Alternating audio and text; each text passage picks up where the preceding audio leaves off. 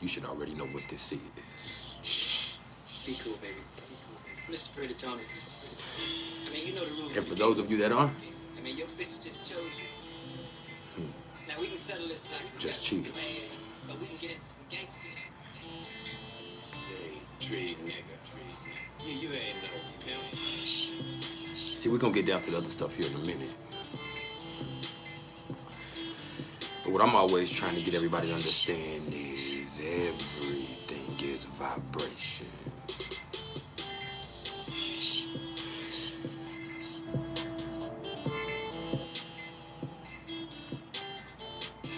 So before we do anything else, vibe.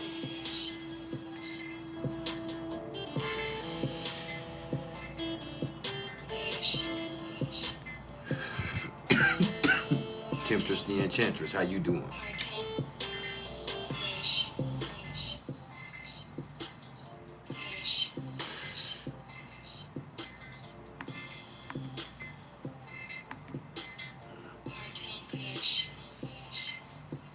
Phyllis, I know you feel this. That's the Kush.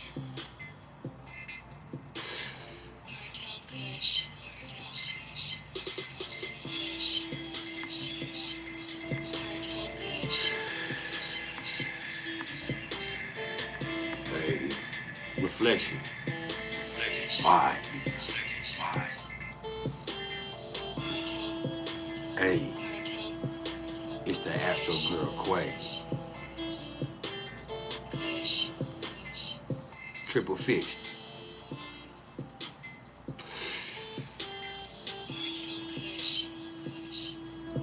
I know my shit is fabulous.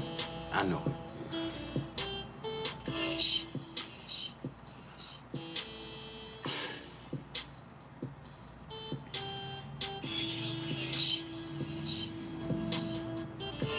Everything is vibration.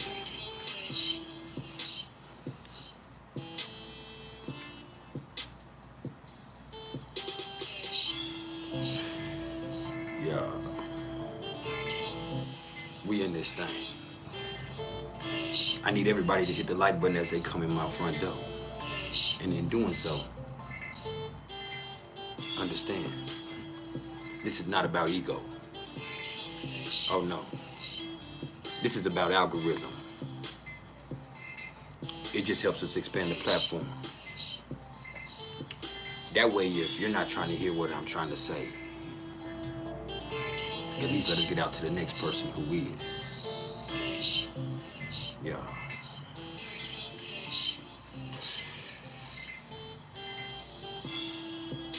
And if you're here and you're not gonna hit the like button, what are you here for? You creeping? You hating? Now you must be swag sucking. I hope you got a long throat.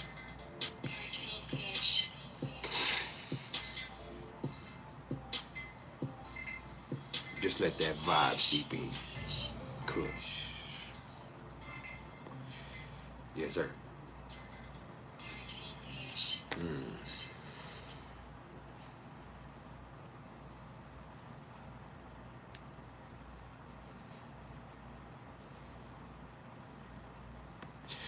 What done happened to the music, baby? Listen to the music.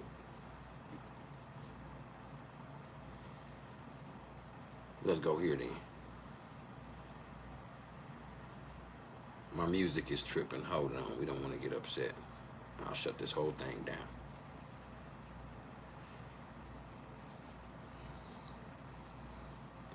Beats by Bless Zone Now Music. How you doing, family? I hope you've been nothing but blessed, bro. I don't know what done happened to my music here, man. But it ain't no thing to a chicken wing on the string.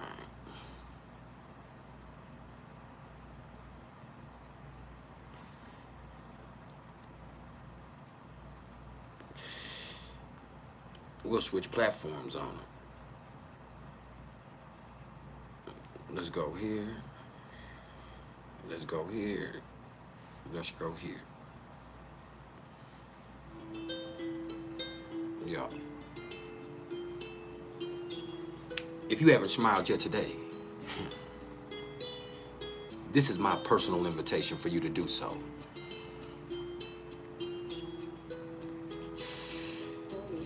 Like right now.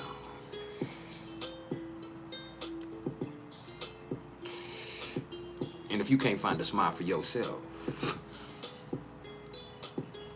just allow me to be the smile on your face. Because at the end of the day, all I am is the smile on your face. All I am is the motherfucking vibe. Now,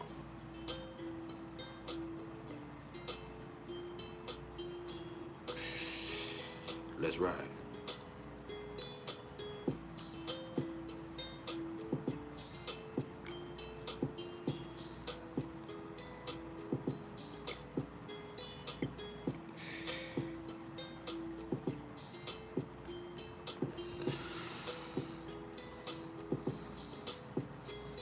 Kenny Pooh. Who? It's Kenny Pooh. What's cracking? Empress Adele, mother of John. You are now tuned in with Rodrigo the Don.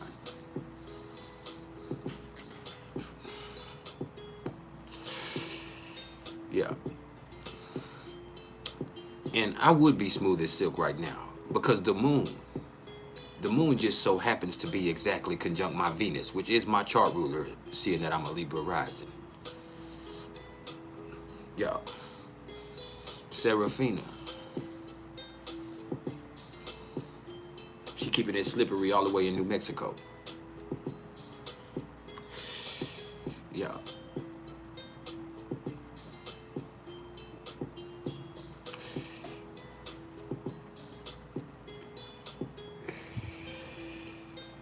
We can't say Old Mexico. You have to say New Mexico.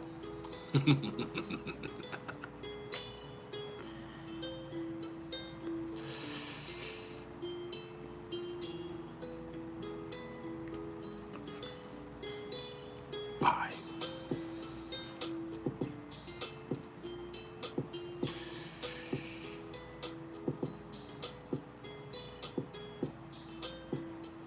We're going to talk about it in a minute. As you know, the vibe comes first.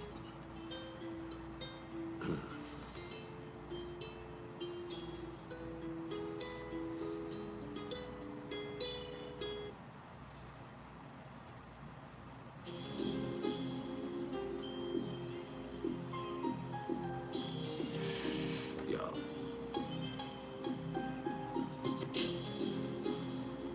We finna get down to the nitty-gritty. And today, the nitty-gritty is just going to consist of me going through the transits that are touching everybody. Me talking for a few seconds about the aspects that might be affecting you. And then I'm going to open the floor up because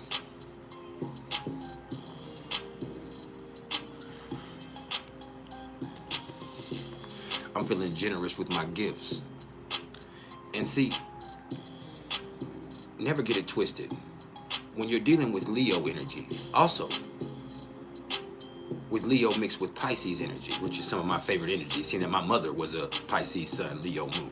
So this is my mama's energy. But anyway, and with Venus in Aries too. My mama was there too. But besides all that,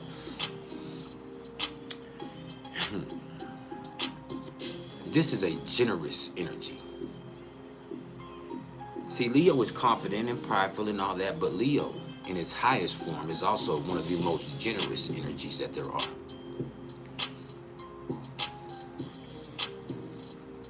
So let's be generous with our gifts.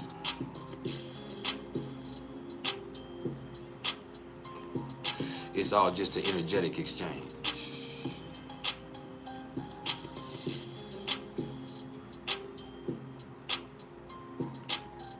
Let me see what's going on with my other music before I knock all this shit over.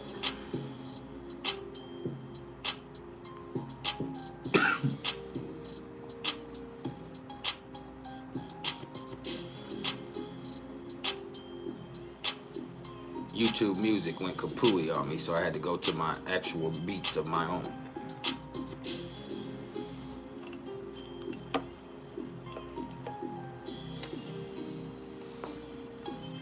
See? You already know you rocking with the best.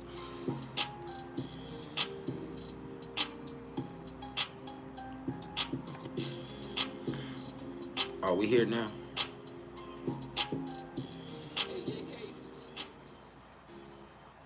Hold up. We back in the motherfucking mix now. Let me see if I can go here. Yeah. That's the vibe I was looking for.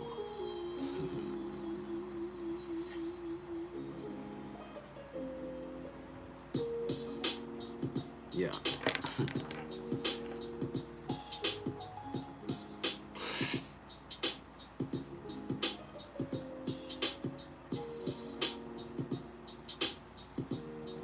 That's delightful, man.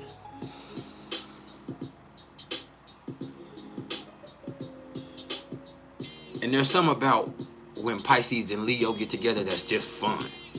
It's just cool like that.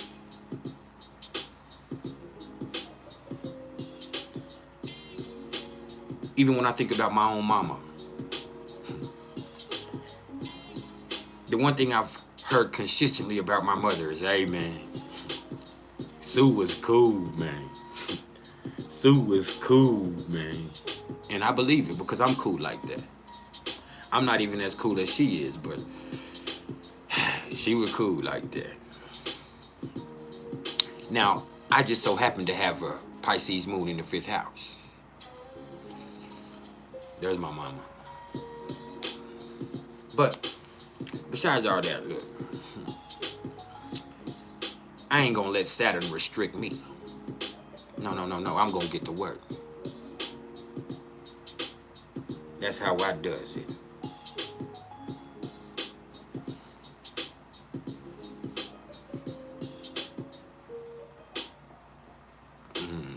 We finna talk about it. We got like 2 more minutes, and then we diving off in it.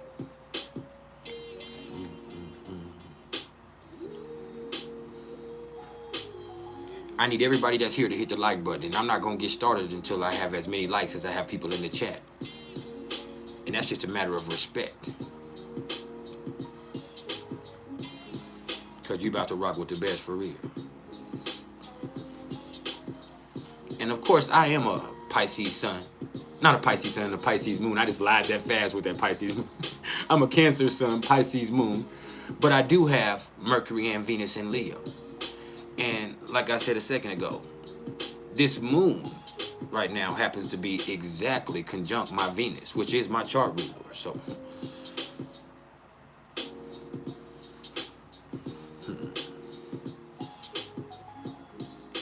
I might look better than I feel, but the truth is I feel fantastic. So,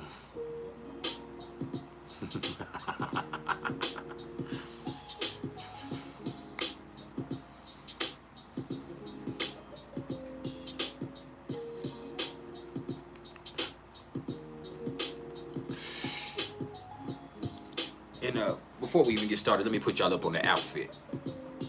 Because in true Libra rising fashion, I have to be matching from head to foot with not even a little even ounce of soot. See, we have the sweater, but wait, the Lakers hat, the full Lakers attire. Hold on. We got Big Bird socks. Yeah, with the yellow. We got the 96 up tempos, black and purple. And then I go even deeper. See, it's an obsession of mine. See, I go like this. I'm jerseyed up under here, but I don't feel that right there is accurate enough. I'm jerseyed up even more. I'm too jerseyed in. So,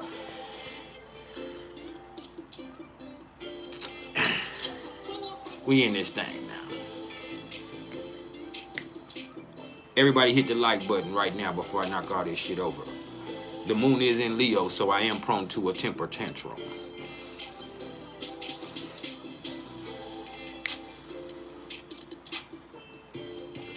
So let's talk about what we got going on cosmically. All right. See, we got the sun. The sun is at 13 degrees of Pisces right now.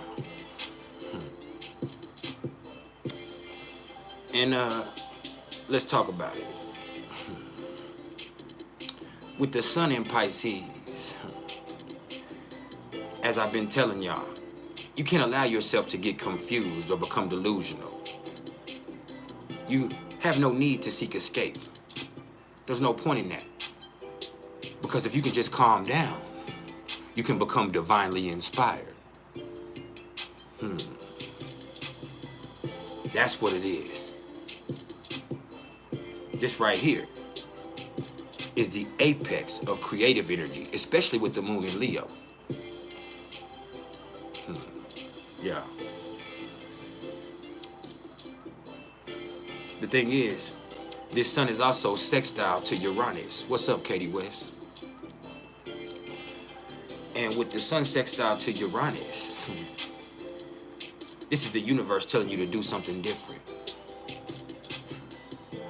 Do something different today. Get creative.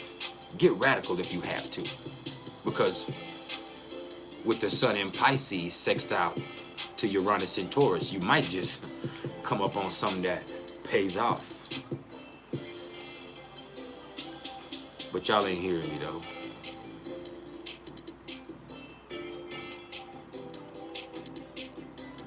Yeah. This is divine inspiration. And see, Uranus raises the vibration of everything it comes in contact with. Hold up, this is crooked. Let me fix this. There we go. Yeah, Uranus raises the vibration of everything it comes in contact with. So with Uranus making this harmonious aspect with the sun, hey, this is where you're thinking outside of the box, and when you decide to do something different than the shit you've always done, when you get that notion to do something different, that's that divine inspiration. And when you get that, hey, you need to follow that hunch. You need to go into that impulse, because going into that impulse is actually going to be the best thing for you. Don't forget where Venus and Jupiter and even Chiron are. You got to be willing to do something right now.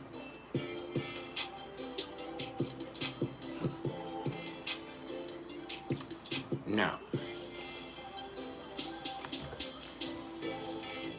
let's talk about the moon. Because the moon is now at 13 degrees of Leo.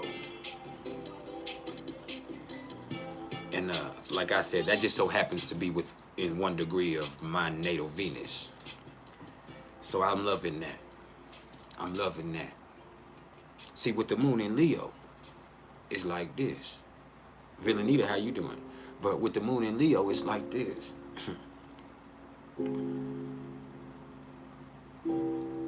You have to allow yourself to be yourself and be confident in being in yourself, and make sure that you're not doing things just for the show of it. Also, there are some times with the moon in Leo where certain feelings can get blown out of proportion. There is a certain exaggeration that comes along with Leo energy. So people feel things more boldly. But once again, what you need to do is use this energy. Be confident in who you are. Be confident in how you feel. Because being confident in doing so will open doors for you. See, this moon for the next few hours is going to be trying to Venus, trying to Jupiter, trying to Chiron, and then square to Uranus. So let's not worry about the square to Uranus. the sun with the sextile is going to take care of that, because the aspects that the sun make are going to be overwhelmingly stronger than the other aspects going on with no matter what's going on. The aspects that the sun make are always the most prominent aspects. That's real. The sun is not the most important. The moon is the most important because of its relation in proximity to us here on Earth. But the sun, as far as the aspects go, they are going to be the most prominent aspects. Whereas the ascendant point in a natal chart is going to be the most significant place. Now, hold on. Sky, you said you have a question. You said, for a Pisces Mars in the 12th house at 2 degrees, what can you do to cope with anger? You've been really angry lately, and you're unsure how to manage it in a healthy way. You'd love some advice. Well, first of all, what's happening is Saturn is coming into conjunction with your Mars in the 12th house. Saturn is now at 29 degrees of Aquarius. So that's within, if I don't die first, hold on. So that's within 3 degrees of that Mars there. And so that is definitely a tight conjunction. And so what's happening there is Saturn is adding some strain and stress and some aggravation to you with that. And this is going to go on for a while now until you find some type of healthy outlet for you right now. And whatever that healthy outlet be, you need to find some way to get into some type of rhythm or get into something that you feel good about doing, especially with Pisces being involved here, because if not, you can get frustrated and depressed with it hitting that 12th house.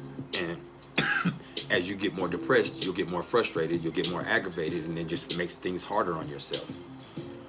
So find something that you feel good about doing, or even if it's just something on the side, and then use that as the kind of thing to give you whatever you need emotionally to get in the groove to help out in other areas of life. If not, that frustration and aggravation and the fears and the doubts and all of that stuff mixed together is gonna kind of couple up and do a real big number on your positivity. And all of that, just once again, it makes you a lot less productive. So if you can find a way to get positive, you can find a way to get more productive, especially with that Pisces Mars in the 12th house. And I know that because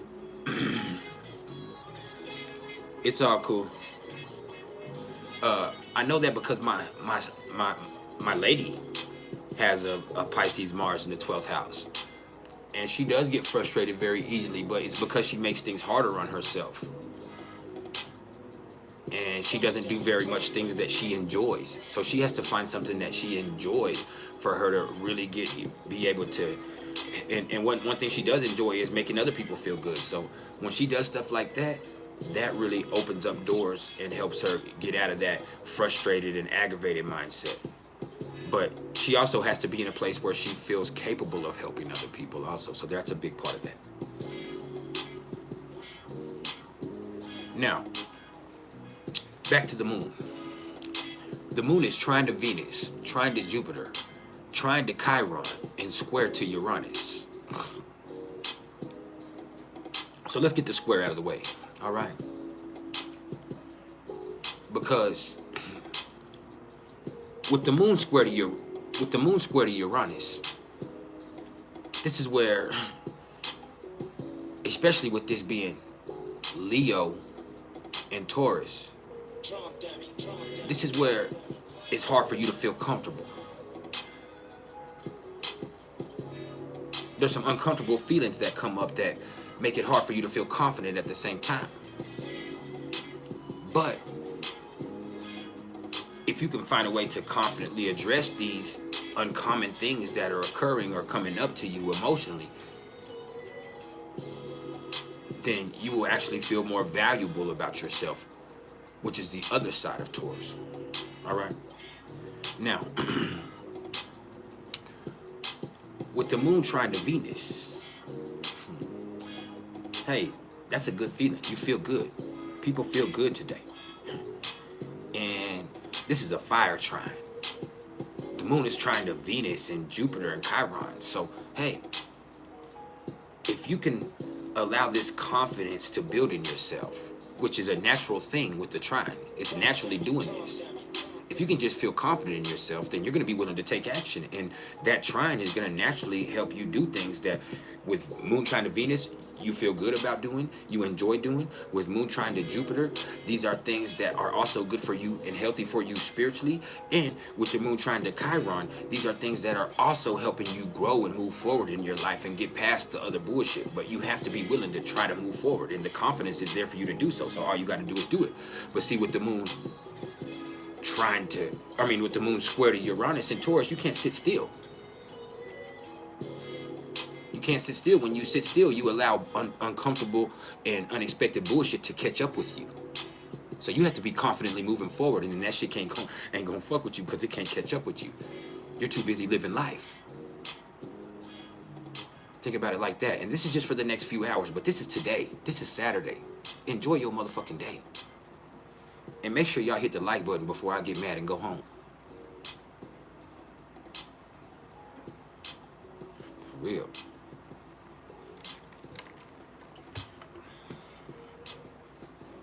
What I do with my vape, man? Oh, here it is. Now, let's talk about Mercury. Let me turn this down a little bit.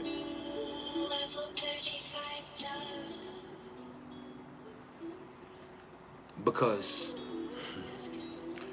Mercury is now at 3 degrees of Pisces. And hey, I'm loving this too, because my sun is at 4 degrees of Cancer and my Pluto is at 4 degrees of Scorpio in my first house. So, hey.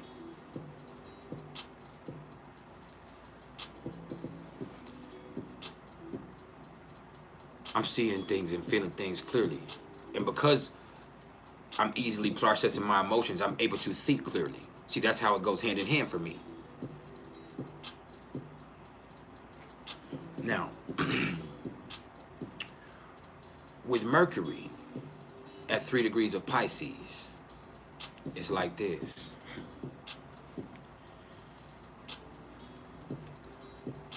It's real easy to think with your feelings, which for a lot of people can be confusing. For a lot of people, when your thoughts become feeling oriented, it clouds their vision. But for other people, it's just the most natural thing in the world. Everybody ain't able. Now, even for me, my Mercury is in Leo. So I'm not necessarily a really emotional person as far as my thought process. I am very passionate, but I'm not, you know what I mean? I'm not incredibly focused on everybody else, and that's my problem. I'm trying to get my point across. And so a lot of the times, especially at 0 degrees, my unwillingness to listen gets in the way of me really learning the lesson, so I end up having to learn it the hard way.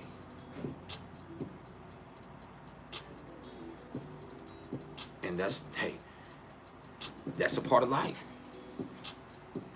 I always learn the lesson, but I usually have to learn it the hard way because I let my ego get involved in the way of my learning process. So that's the thing with Mercury and Leo. That's why Mercury is exalted in Aquarius, because Aquarius, in their fixed mindset, for them, they are stubborn in keeping an open mind. And for them to keep an open mind is the only thing that makes sense. Because to do anything different would mean they would miss something important. So they keep an open mind and they're willing to listen. Mercury and Leo can be very intuitive, but at the same time, they are very me-oriented in the way that they're processing things. And they try to relate everything back to themselves. Now, with Mercury and Pisces, you're picking up a realm of signals from your environment, from other people, from your own emotions. And all of that can ultimately be confusing. And that can make people make changes and do stuff just for the effect, because they don't, they're just doing, they're trying to, And when they do that, they have to find some type of focal point. That's why people with Mercury and Pisces have to write stuff down a little bit more than most people, and they have to kind of make sure that things are a lot more organized if they are trying to do work, because for them it's a lot harder to do because everything is just kind of bombarding them as far as influential effects on them in their environment and in other people's emotions and their own emotions and everything else going on. So yeah. Young Shad, you killed this track. Shout out to Shad. He shot me this. I didn't make this.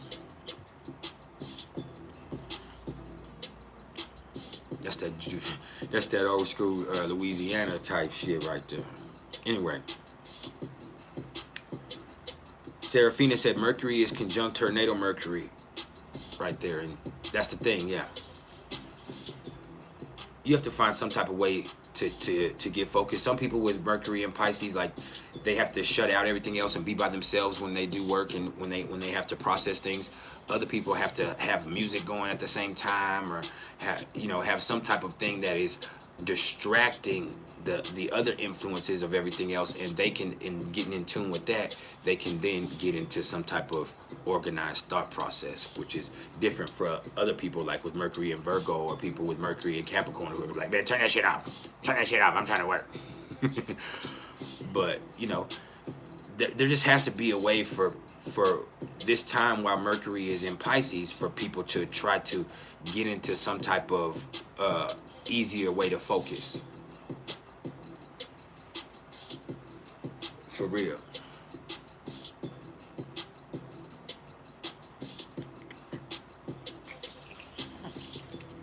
I keep losing my motherfucking smoke. Oh, here it is. But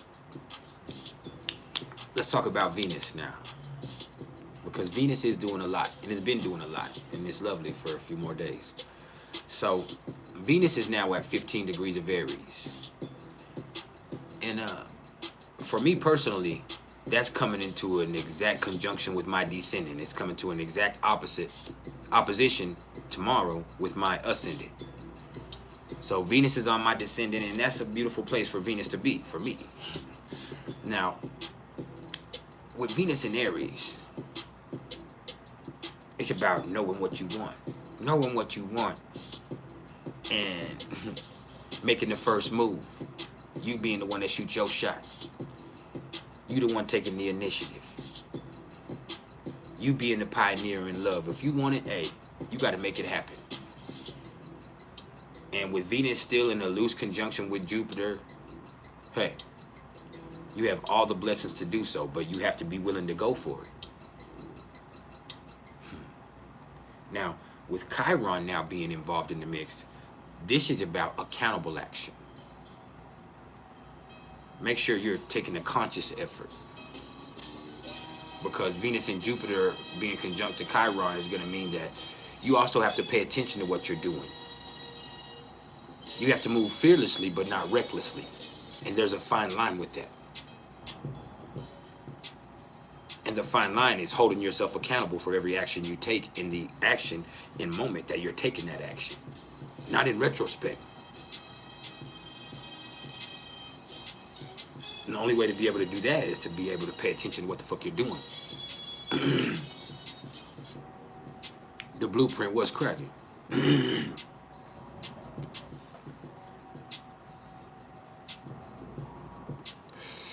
Yeah, all of that. Now,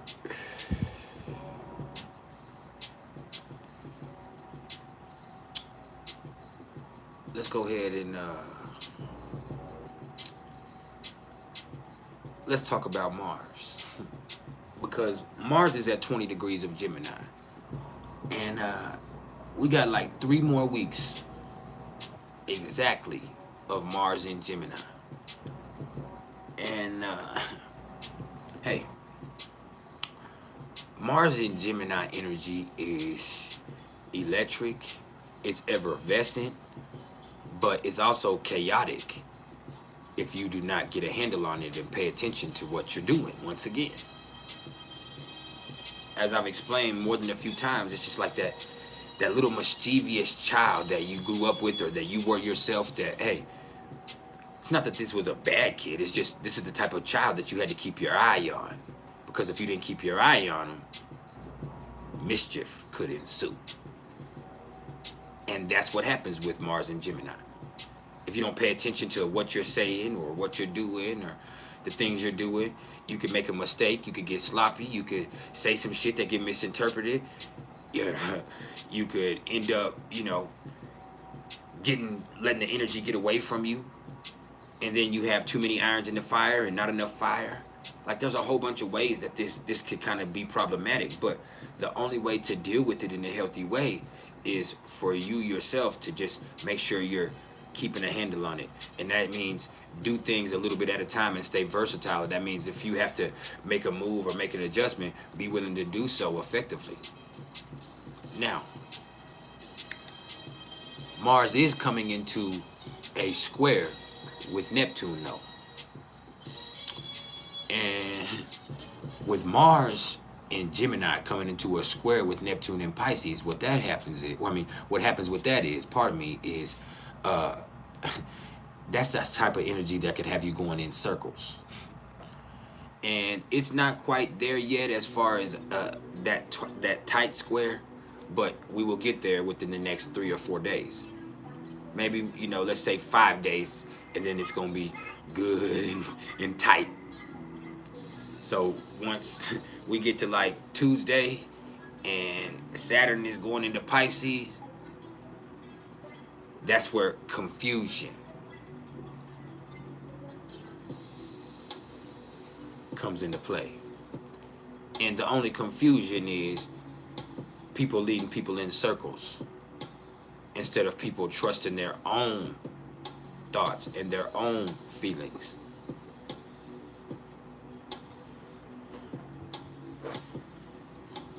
Pay attention. I'm giving you the game. And the game is meant to be sold and not told. But here I am loving you.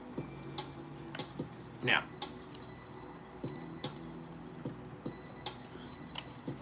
let's talk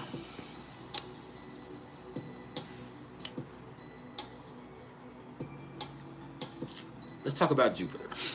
We kind of already talked about Jupiter. I didn't know if I wanted to go there. Yeah, that's that no limit type vibe right there. It's a mystical type vibe, to be exact. It's like it's not a sample, but it's like a redone of Help the Bear, mystical. That's why when I play this, I always tell y'all, should you ever be somewhere up here in the mountains, hiking on a trail, and you happen to encounter me being attacked by a bear, you better help that motherfucking bear. Ooh, you better help the bear. That's real. I'm like that. And so with Jupiter in Aries at 12 degrees, I feel like that too, because this right here is about action. This is the universe asking you, are you about that action? Are you about that action? Because if you really are, you will be blessed. You will be blessed. You got to be willing to go for it. You can't wait on nobody else. You can't make a plan right now. I'm sorry, no. You should have been planning a few months ago. Now is the time for action. You want your life to get better? You got to do something about it. With Jupiter conjunct to Chiron, if you want your life to get better, you have to do something about it. And the first thing you have to do is hold yourself accountable for wherever you are at that present moment. Hold yourself accountable and then go forward.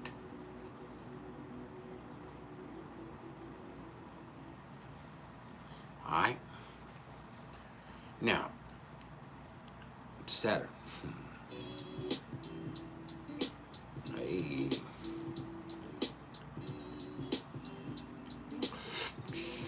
Saturn is now at 29 degrees of Aquarius. And it's a whole bunch of fear mongering going on.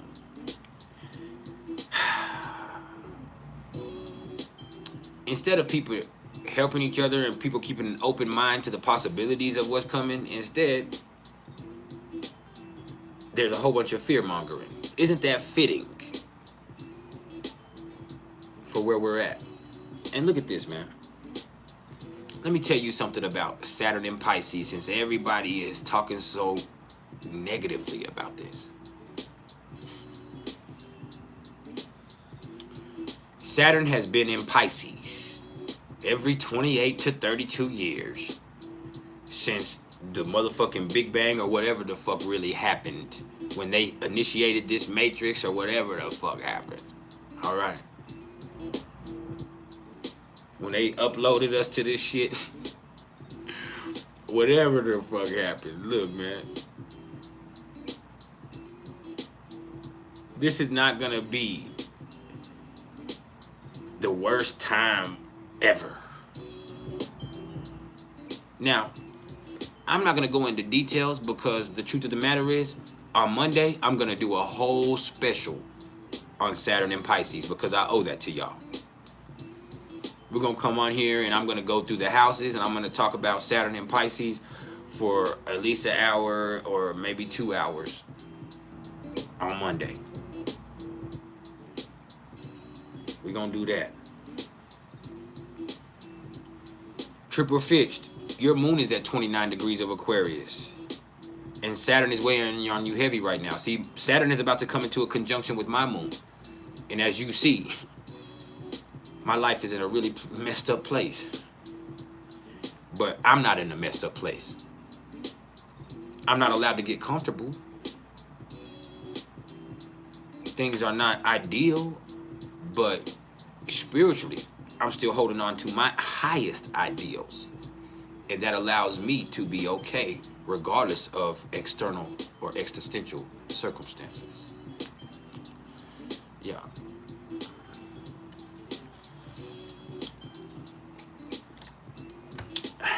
I'm loving my lingo. Now, with Saturn at 29 degrees of Aquarius,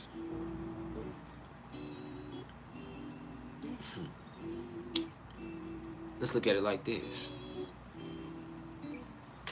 This is one of those places where you can feel real alone. You feel by yourself.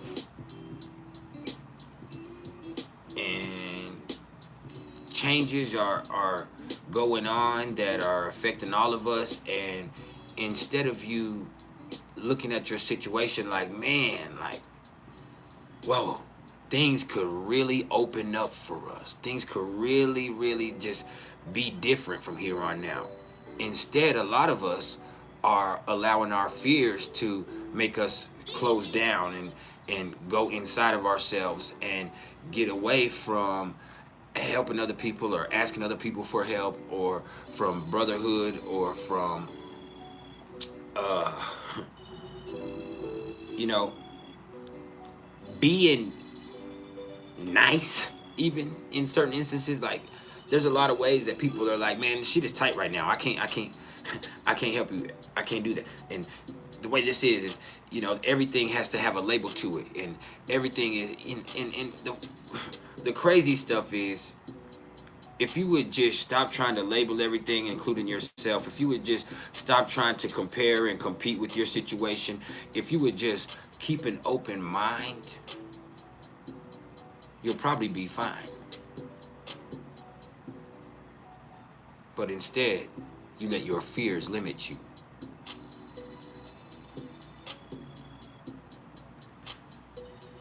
People don't feel brotherhood. People feel annoyed. That's what's happened with Saturn in Aquarius. People don't feel a whole bunch of brotherhood for their fellow man. Instead, they feel annoyed.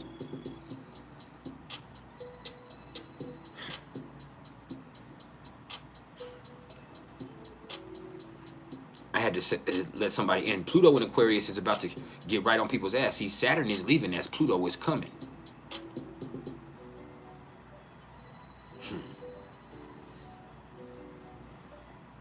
Pluto's here to stay. That 2 to 3 years is going to go to 22 or 23 years.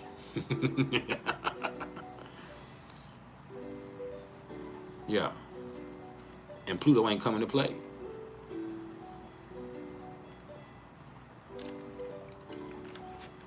Pluto brings change.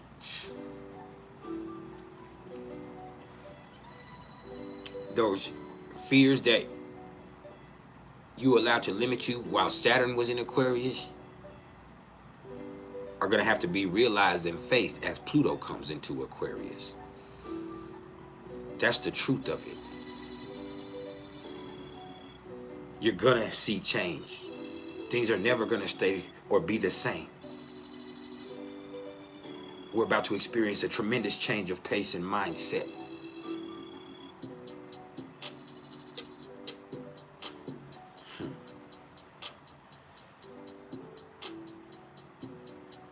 I don't know if there's going to be a revolution, but you might definitely experience a revelation.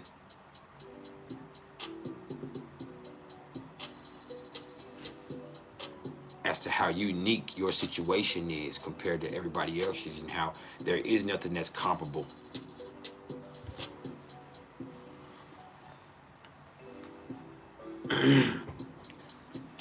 Now, with Saturn going into Pisces, we'll save that talk for Monday.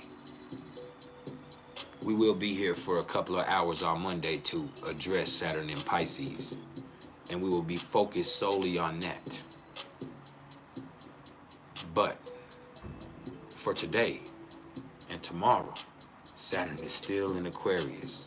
And we're at that energetic degree. So shit is crucial.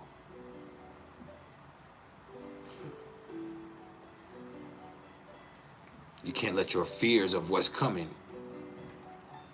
also cloud the lessons that you've learned as Saturn has been in Aquarius. See, a lot of people have come a certain distance since Saturn has been in Aquarius. People have experienced their Saturn return. They've been through some stuff. Saturn's been conjunct to their moon, like with triple fix. People have been through some stuff that has been really, really, really, really hard, but also at the same time, very, very growth oriented. So do not allow your fears of what's coming with Saturn in Pisces to make you go backwards or disrespect the blessings that you've gained in between there. All right. Now,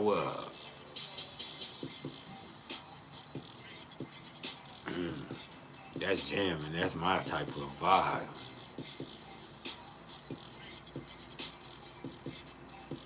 Now, Uranus is at 15 degrees of Taurus. And hey, it's some people in 4 Tauruses. It's some people, hey, in Teslas. I seen a Maybach yesterday. I don't even drive. I have a vehicle but do not drive. Some people like trucks. Some people don't give a fuck. They'd rather save. But see, what you got to understand there is each situation is unique. Each situation is unique. And after the last few years, let's say the last 3.5 years or since COVID came, your situation is going to be different than it was financially, materially. And maybe you're comfortable with that, maybe you're not. That's beside the fact. The fact of the matter is, things are changing very fast and rapidly on the economic front.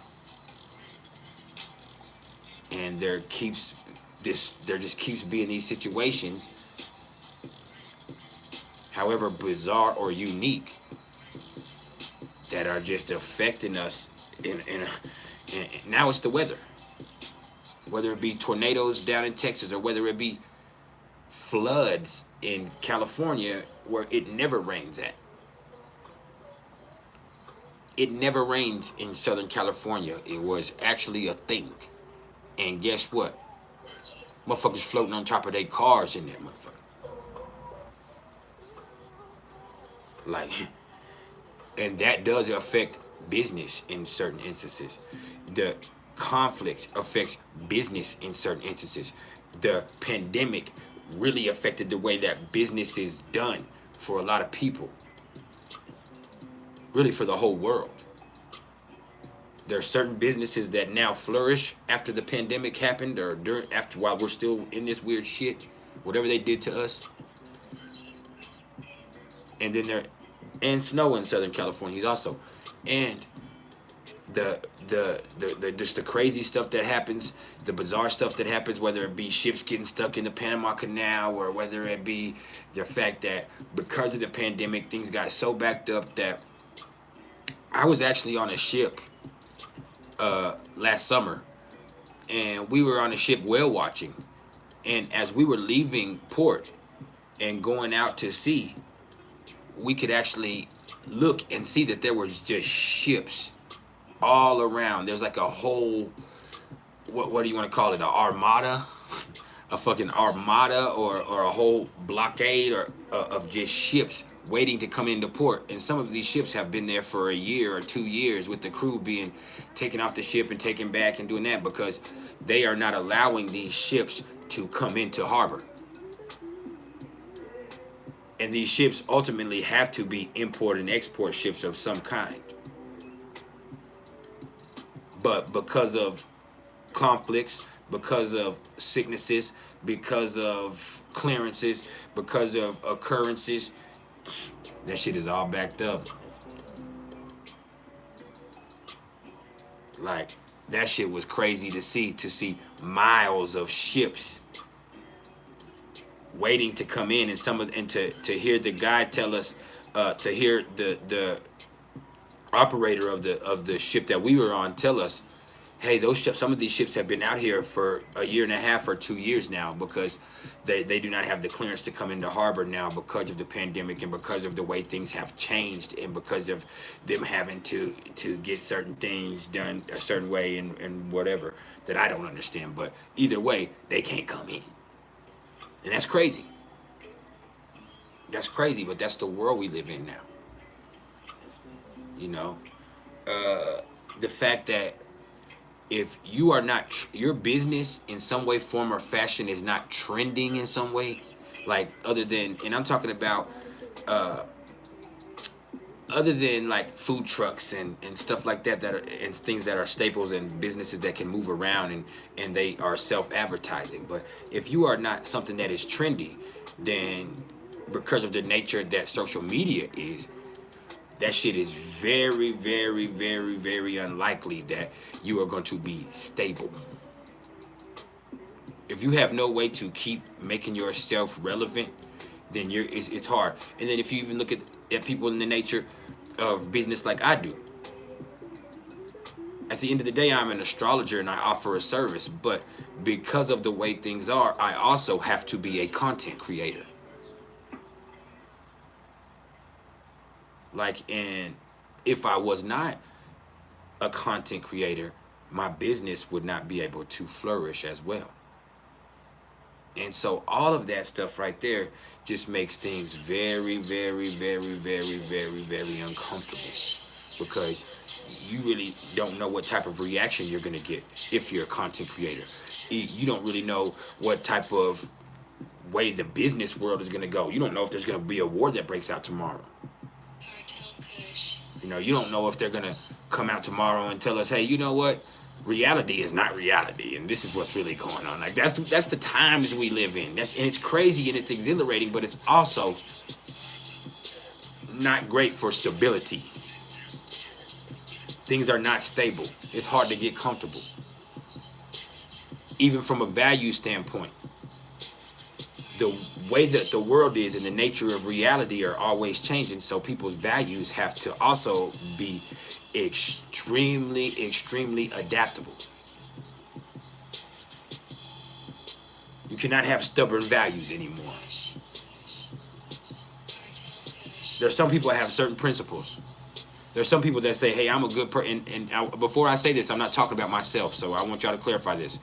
But there are certain people back in the day that would say, I'm like this. I'm a good Christian person. I'm against homosexuality. I'm against child abuse. I'm against abortion. I'm against this. I'm against that. And people would make them the most highly respected person in their community.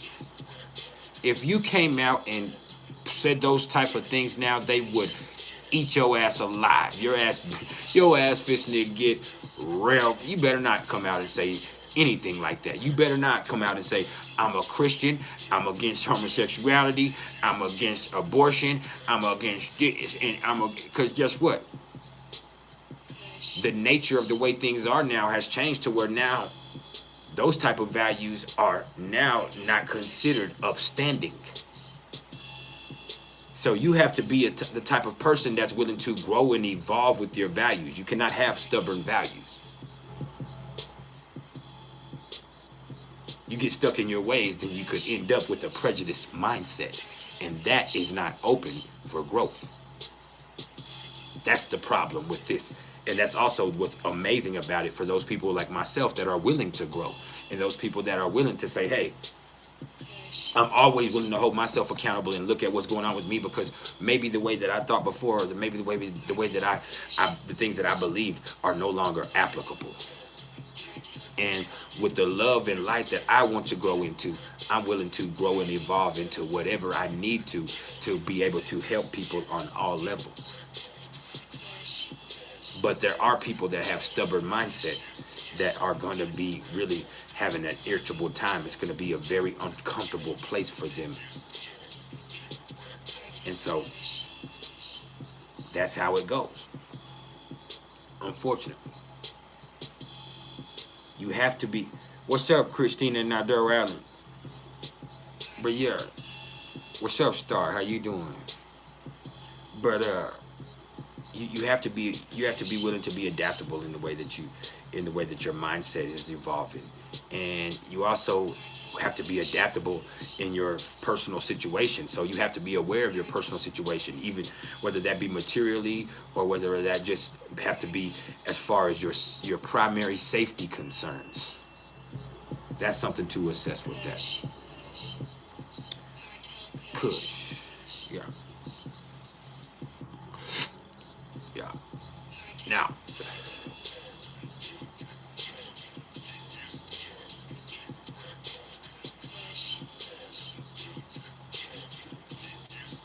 that's jamming right there.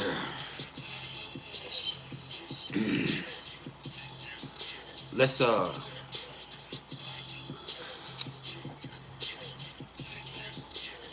about Neptune, because Neptune is now at 24 degrees of Pisces. And with Neptune at 24 degrees of Pisces, that was a Texas type of beat, my bro. But I can see why you would think that, because it kind of sounded like Project Pat in there. But nah, that's some Texas, like Big Crit Texas type shit right there. Big Crit is Mississippi, but that's not ignorance, bro. That's not ignorance. We're not doing that, bro. I love you. That's not ignorance. Just because you mistyped something that was very close to Memphis type, like, you're not wrong with that. I mean, that doesn't mean that you're being ignorant. You're just incorrect. I'm incorrect all the time. Be all right. Don't do that to yourself, bro.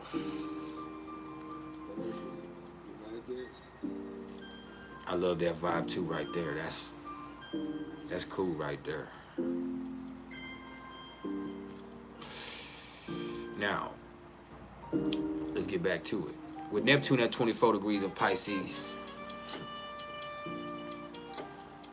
you have to catch some type of vibe that you can trust, because the external is not real. Matter of fact, the nature of reality is not real, because there have been so many layers added to it now. Because what's real does not matter, as I've told y'all a million times. What's posted, that's what matters now. who you really are and how much people you help in your day-to-day life is not gonna get heralded or respected unless somebody posts about it. Even if it's not you, unless somebody tells the world, say, hey man, you see this person?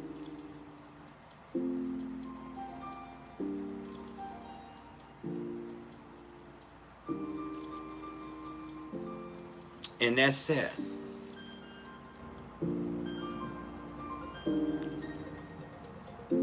You could be a really awesome person in your personal life, but you could be the type of person who likes to post things on social media for shock value. Well, now people, including jobs, can go look at your profile. God sees it, you're absolutely right, Star, but people in jobs can go look at your profile. But the thing is, God is so large and God is so great that God does not interfere. The interference that you get is something else. That's a love that you receive from other things that could be God's sins.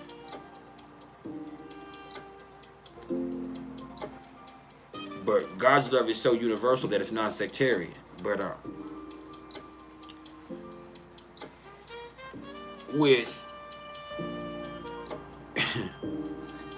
with Neptune in Pisces, it's like the image you present can sometimes get really confused with the person you are. And then there's also this thing where with Neptune in Pisces, there's so much going on. And you're so sensitive. There's this uber sensitivity, but that sensitivity has not opened doors of compassion. Instead, it's made people want to escape into their own perception. Into their own perception. And you're right. And people can be projecting onto other people, but more than this, we realize, and we were actually told that we live in a projected reality. We were told by the powers that be, by the government, that we live in a projected reality.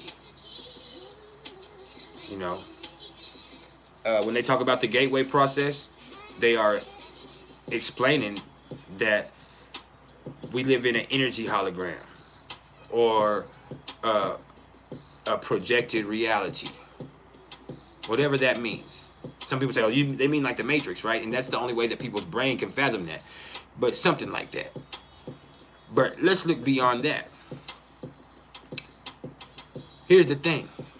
Even with spiritual stuff, everybody claims to be this thing or have this knowledge, or everyone claims to have this spiritual gift, everybody's this or that. And they once again want to feed into these labels. Everybody is so worried about being something. Even myself, sometimes I caught myself, you know, when I get into my egotistical mindset where, hey, I'm the best astrologer, I'm this. No, fuck that. I'm a healer. I'm just a healer. And astrology is the tool that my spiritual gifts are best employed through. But I'm a person who is here to help and to heal and show people their unique gifts, not wallow in mine. So, with Neptune in Pisces, there's this thing where everybody is so caught up in what they're trying to be that people get confused on what we're all should be trying to do as a culture. And then social media has also added layers to this, because every time you get a chance, if you haven't done it yet, whether it be Twitter, whether it be Facebook, I don't know about Instagram yet, they're going to offer for you to make your profile professional now. So now you are not just you are also a brand.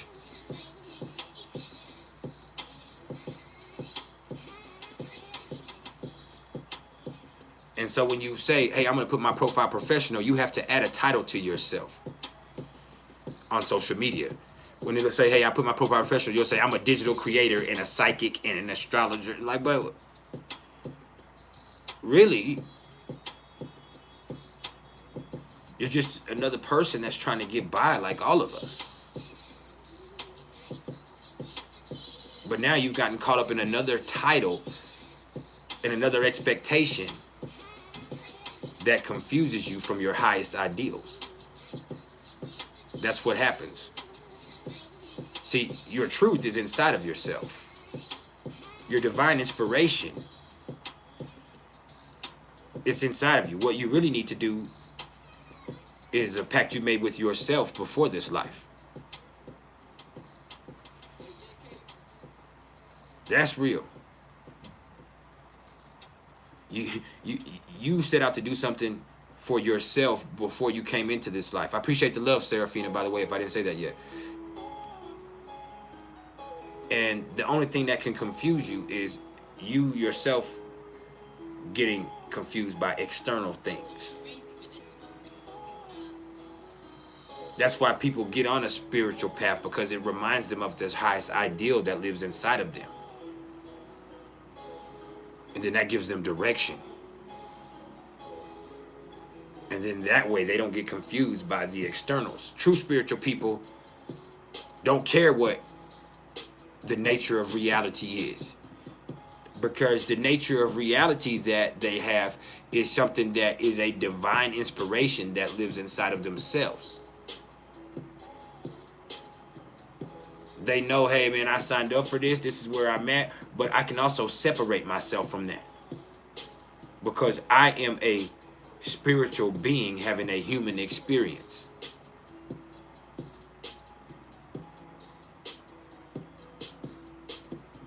Not a human being that's seeking solace in spirituality.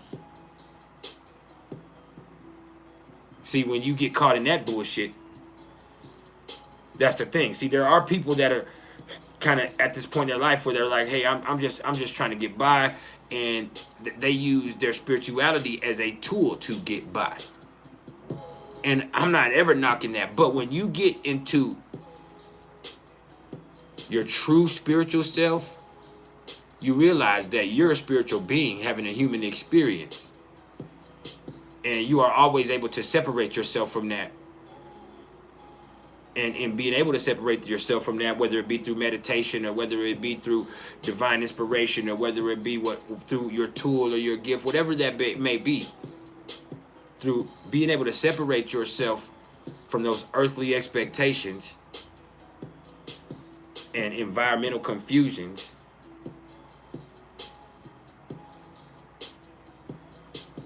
and empathic suggestions. Once you can separate yourself from that, then you can realize what you yourself are meant to do. And then all the rest of that bullshit is just a part of the game.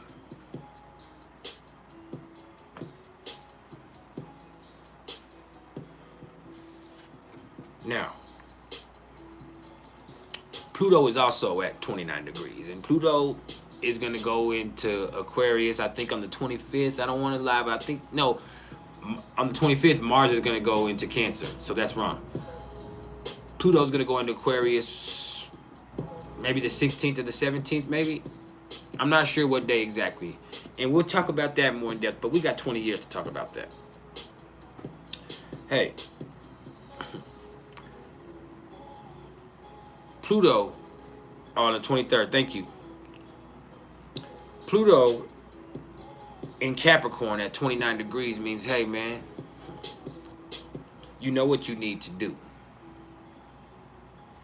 Now, it's time to, once again, economize your efforts. That means if that shit ain't working for you, if that shit is too stressful, if that shit is too heavy of a burden to carry, you got to let that shit go.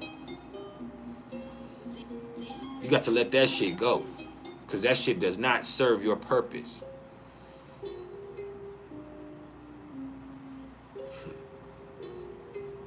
You can either get stressed or you can get going.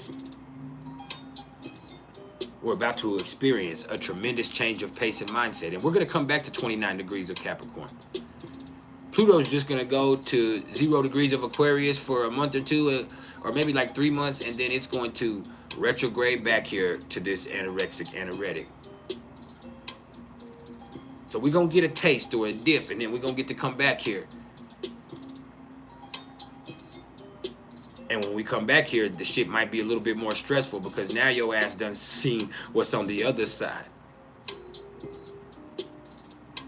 So now I'm telling you, hey, if there's somebody in your life that's holding you down or holding you back, it's okay to separate yourself from that. You can love somebody from a distance. And you can also love somebody without being responsible for them. When it comes to money, when it comes to stress, you can only do what you can do. There's no need to stress over things you can't control. So get yourself in a place where your situation is at a point at least where you can control all the key variables, and then everything beyond that, you need to not stress about it. Take care of what you can take care of, and then the rest of that shit, hey, you're gonna have to let it go, because you stressing about it or you comparing your situation to other people's shit is just a burden that's gonna kind of hold you down or push you back. You can't do that. That's the negative sides of Capricorn. Competition, feeling in competition, so making you compare. Stressing about shit you can't control because you feel like you have a need to control everything. There's gonna be things that are outside of your control. With Capricorn, that's a hard lesson that's learned in life. Once you realize there are things that are outside of your control, you have to learn how to let those things control themselves or take care of themselves and no longer stress about them. That's true liberation.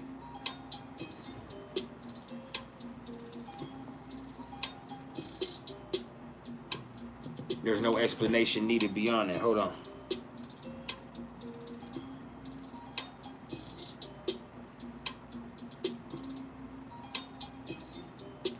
My bad, I got a text message I gotta check.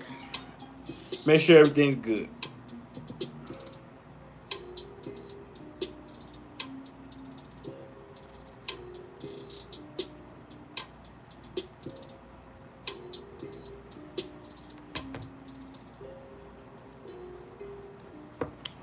Oh, that was some money.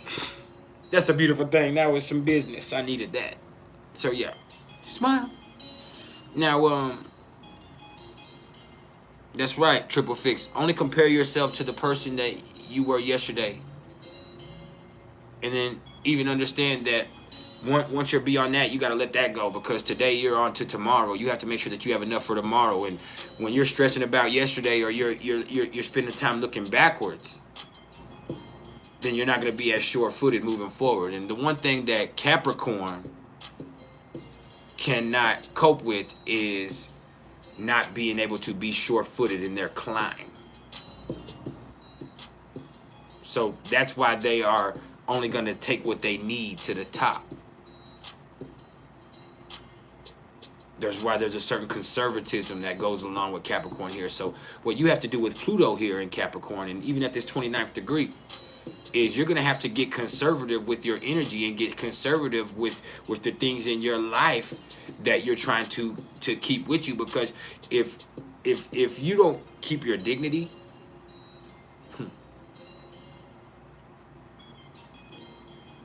what's really left?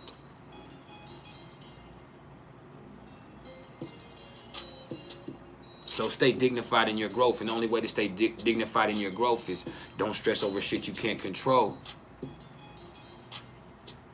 and keep it moving, keep it pushing at all costs. This shit is hard. This is some of the hardest energy in the whole zodiac. This is 29 degrees of Capricorn, and your feelings don't really matter. They're there, but they ain't gonna serve you at this moment. What serves you is your will.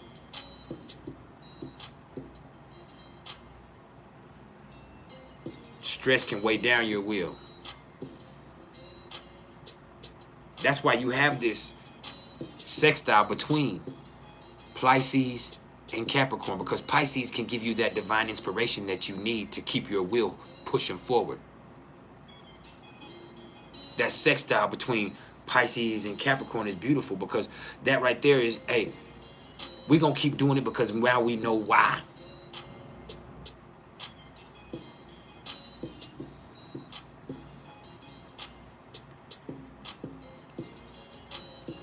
Yeah. You like that? I like that. Now, Chiron. Chiron's at 14 degrees of Aries. So guess what? You got to see wherever you are in your life right now. Or look, just not even where you are in your life, because there's a lot of different things that could be going on in your life individually. Look where 14 degrees of Aries is in your chart and what house that is for you personally. And when you see that,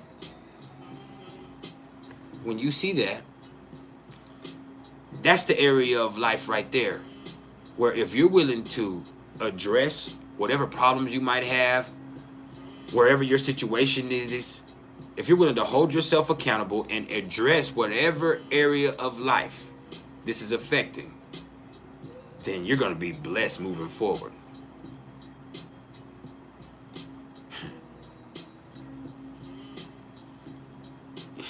You got God fighting with you.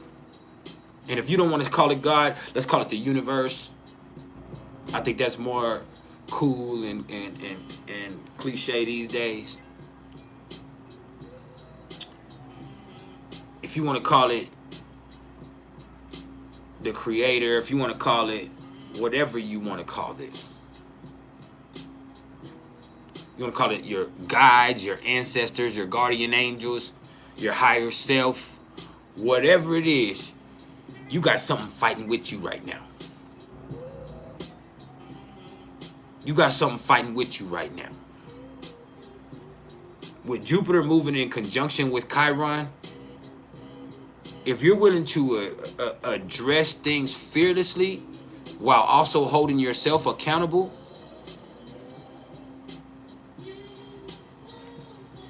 hey, you got a bad motherfucker on your side. You just got to be willing to take it on. Triple fix. You said Chiron in the 10th house in Taurus. Man, you gotta worry a lot less about what people think about you with that right there. With Chiron in the 10th house in Taurus, there, like if you could learn how to value yourself a lot more, and not base that as much off other people's opinion, and just base it off your own self-value, you would move a lot higher, and you would go a lot further. But just don't base your opinion of what you do off how much money you make, or off other people's value of you, or what you think other people value you. Instead, find some type of way that you value yourself with Chiron there, and see why you're in a place like that. Because maybe it's one of your parents might have told you that you weren't shit, or told you that you're just like everybody else when you're young. Whatever it is with that right there, or maybe in some way, form, or fashion, like there was this thing where you just felt like no matter what you did, you were never enough when you were younger. And that could come from one or both of your parents, or it could just come from the way that you thought people thought about you. You was like, man, it was never enough. It was never enough. So it was like money becomes this conversation. Like, I can get money. I can get money instead. Like when I got a lot of money, motherfuckers can't fuck with me. When I got a lot of bread, like I don't care what they say, because I got a lot of money. But the thing is, that money is not a compensation for self-value. And so instead of valuing possessions so much that you use those as a support system,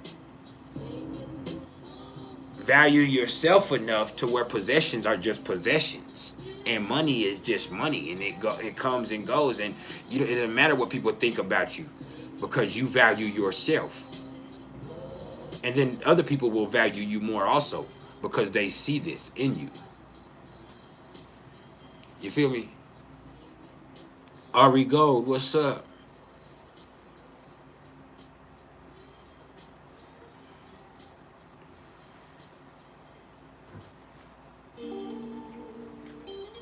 Like, money is never a compensation for a lack of love, even self-love.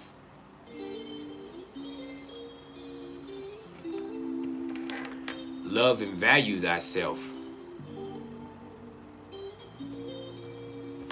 and then you'll never do anything that's not worth it.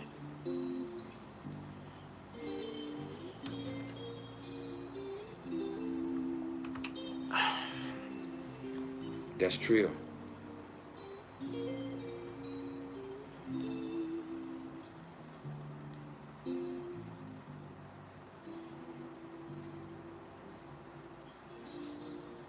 But yeah, something like that. Now, the black moon Lilith is at 6 degrees of Leo, and man, this right here is just where you can see people kind of blowing things out of proportion a lot more. You can see there being some unnecessary drama going around. People could be a little bit more selfish than usual. Pride, that's the biggest thing, is pride can definitely get in the way of you really learning what you need to learn, or really get in the way of you building a healthy bond with people because you too worried about, you know, what you got going on, or what their perception of what you have going on personally is, and that affects your decision-making process, which is ultimately not that healthy.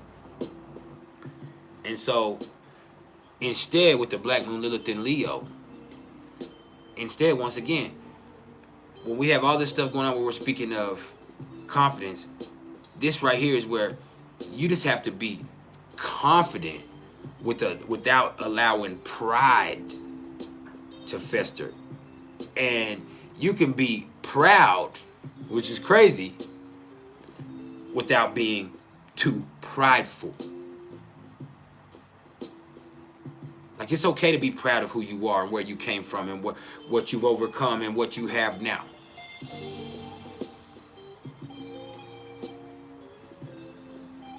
But to become prideful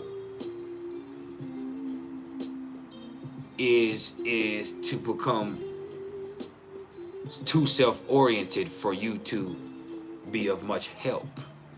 And if you're not of much help, then you are allowing ego to get in the way of your growth. And help does not have to mean with other people. It could mean with self.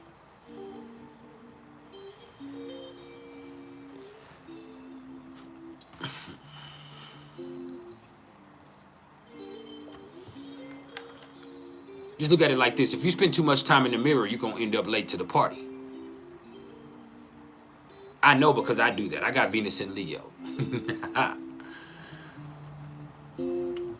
You spend too much time in the mirror, you're going to end up late to the party. And then everybody looking at you funny no matter how you saw yourself. Do you feel me? Like that. Think about it like that.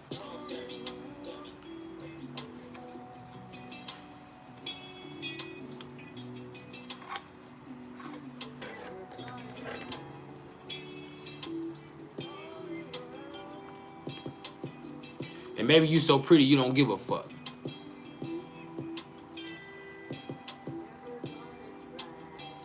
I am.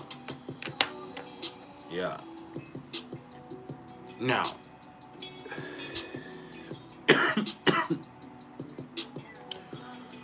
let's close this out by talking about the nodes, because the North Node is at 5 degrees of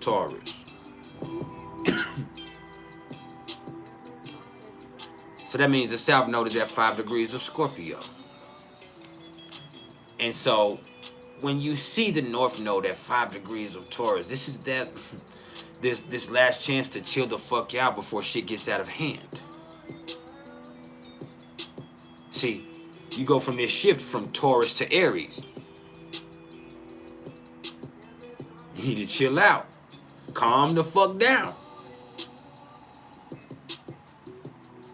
How many times when you were a kid, or even how many times as a parent, are you sitting there and you have multiple, you like, hey man, y'all calm down. Hey man, y'all calm down. Hey man, y'all chill out. Hey, y'all finna hurt your, hey shit, y'all finna. And even if you have boys, like I have boys, and you're like, you see them play fighting, and you see them getting to a certain point where they're getting riled up, and you're like, hey man, y'all calm down before y'all get into a fight. Like, y'all chill out. Well, this is where we're at as a people right now. The South Node is in Scorpio, so there's some turbulent feelings there. There's some intense stuff that a lot of people haven't dealt with. So the universe is like, hey man, chill out. Chill out, because now these intense feelings are starting to fester up. And instead of making the changes that are necessary, people kind of go back into unhealthy habits, which are now a danger. And so what you see is people going back into addictions. You see people going back into the stuff they used to do, going back to hang out and be around the people they used to be around. And then that right there causing a whole realm of problems. Even me, myself. It's crazy that I fed into this myself. See, my Pluto is at 4 degrees of Scorpio in my first house. My Sun is at 4 degrees of Cancer in my 9th house. And my Moon is at 8 degrees of Pisces in my 5th house. So let's look at it like this. I just want y'all to look at it like this. All of those are sextile to that Taurus North Node. But trine and conjunct, as far as Pluto being conjunct and the Sun and the Moon being trine to the South Node. And so when I had some shit happen at my house, instead of me being calm and assessing the situation, my first reaction was to jump up and go to Texas. Jump up and go back to where I'm from, where I used to be at, and go hang around the people I used to be around. And as soon as I got there, I was in a unhealthy and downright dangerous situation. Not only for my growth, but also for my freedom. Which that's the whole problem I was trying to avoid. As soon as I got down there, I was once again faced with drug addiction. I was once again faced with my own habits, because I had nowhere else to go. I ran right into that motherfucking toxic environment when I could have just chilled the fuck out and assessed it a different way. And so I got out of it, thank God. But I had to choose to do so. That's a sextile. See, the trine is the most natural thing in the world. I had to choose through that sextile for me to get out of that. Like, that's plain and simple. Like, I was like, man, like, fuck. The first thing I did is go across the country. And as soon as I got there, not only was it not safe for me there, but it also was unhealthy for my spirituality, for me as a person, for my family, for the relationships that I have built up, for my self-image, for my value system, for the pride that I have in myself, for my self-worth, even. Like, that's what happened. Like, I went, jumped into it, right, boom, and I'm like, damn, like,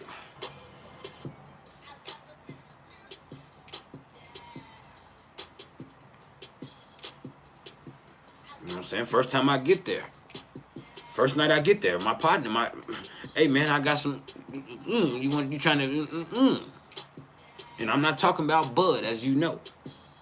And I'm like, man, bro, like, I ain't fucked around in 4 years.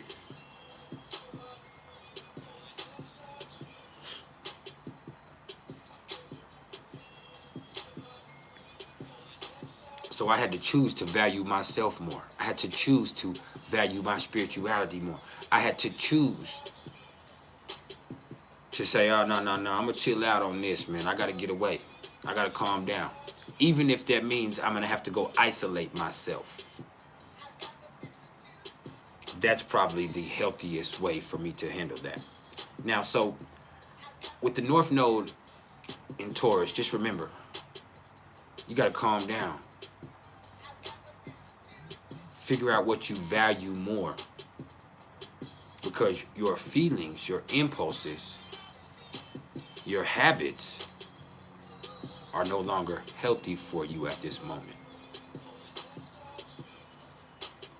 You have to calm down and think rational about your situation. Put yourself in the best advantageous position moving forward, and that means chilling the fuck out.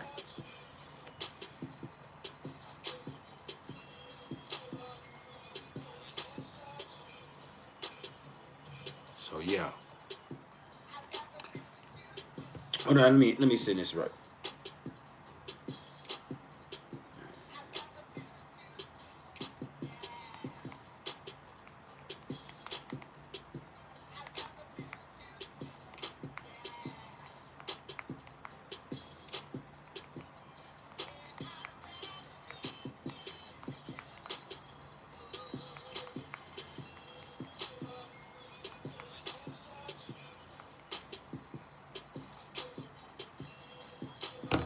Now,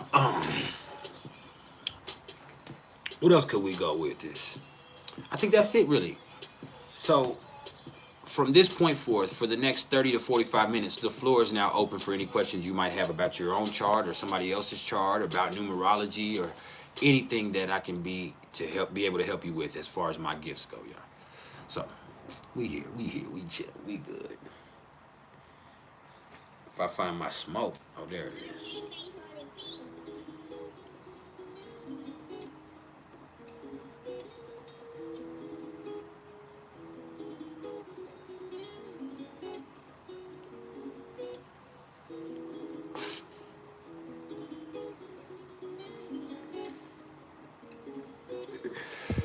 Kate Jarvis.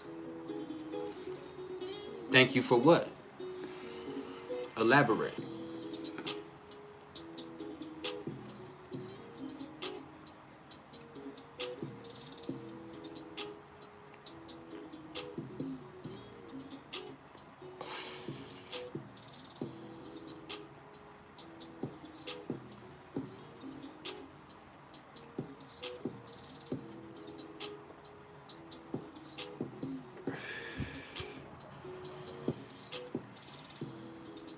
That's love.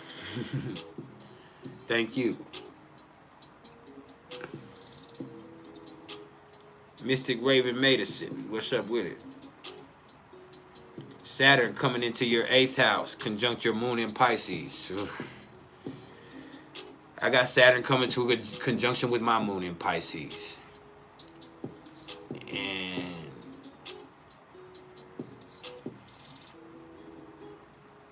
I never felt more alone in my life.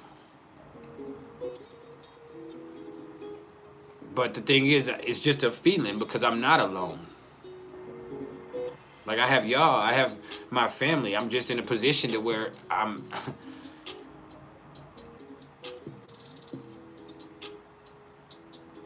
not close.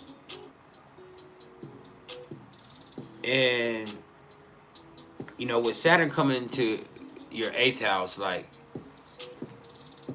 there's some deep and uncomfortable feelings that you might be presented with because of situations. That 8th house, you know, I don't want you to start worrying and think that there's some type of morbid thing going on with that. I don't think that necessarily, unless one of your parents is sick or something. But I do want you to look at the fact that you always are going to be kind of presented with situations because of your moon being in the 8th house, to where you're going to be required to be that person that provides the compassion in the situation. And so you might run into some situations where you're looking for compassion yourself right now, and where it seems like you need some compassion from life and from the universe and from other people, but you're alone. And it's like, damn, all the times that I've been that person, all the times that I've done nothing but help people, like now I'm by myself. Now I'm stuck by myself. And so you have to learn that people are fickle beings. Your spiritual gifts are there for you to give. And so you're going to be presented to where you feel alone, and where you feel like you've given, and you've been a resource for other people, but you have no resources, and you have no support system yourself. But you got to stop giving a fuck about the darkness. See, that 8th house is the darkness, and if you allow that darkness and depression to seep in, then all of a sudden you become this person that, hey, don't want to help anybody, and then your gifts are not only wasted, but then those same gifts, things that helped you and helped other people, now become a detriment to you, because now you're so empathic and you're not doing something healthy with that it becomes a burden on you, and it becomes this thing that builds up this feeling of resentment inside of you that is going to eventually transform into something or something else. And if it transforms into something unhealthy, like that starts to influence your positivity later on as Saturn moves into your 9th house. And so with this right here, it's just like you're gonna have to learn that what you are is a healer. What you are is a giver. What you are is this divine light for people that are in dark places. And when you are that light, guess what? You don't give a fuck about the darkness. When you are light, you don't give a fuck about darkness. The light is inside of you. Now,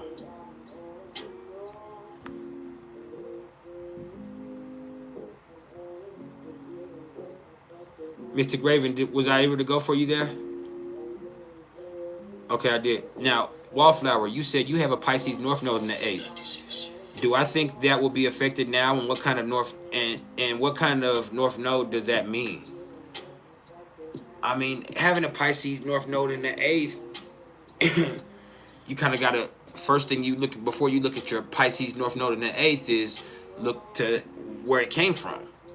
And you have this Pisces North Node in the 8th because in all of your previous lives, you've been a person who just worked hard and got money. You were focused on working hard and getting and taking care of your material things. So now you are presented with this life that's going to bring out the mystic in you. Now you're going to be presented with this life where you experience these eerie things, and whether it be through magic or sex or the occult or whatever the stuff that happens, you're going to be forced to face things that you're not so comfortable with because you've been stuck in this comfort zone of materialistic living for too long. Like, you kept it too real. That's when you see Virgo in the 2nd house, you kept it too real. In all of your previous lives, you kept it too real. So now, guess what? You get to meet the mystic. And meeting the mystic is just meeting yourself. And so you're going to be presented with things that are scary sometimes and things that are unexplainable.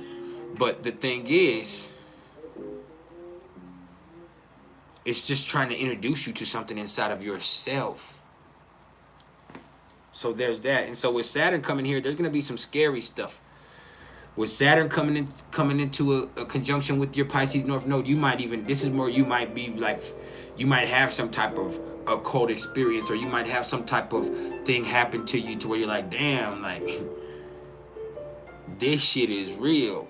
And that presents fears that could either open doors for you later on, or make you kind of scared and make you doubt and question the whole nature of your reality. But it's just you helping you identify with the part of yourself that sees beyond just the material plane, which is what you've been focused on in all of your previous lives. So facing this fear opens up another level of vision for you. Now, Jarvis, Kate, I called you Jarvis, sorry, Kate Jarvis, you said you're trying to understand the purpose of your life. You have a sun in Virgo, and you have a Virgo sun, Venus, Mercury, Saturn, North Node, and your Jupiter is in Leo in the 3rd house. You're highly creative, or you're a very intelligent person.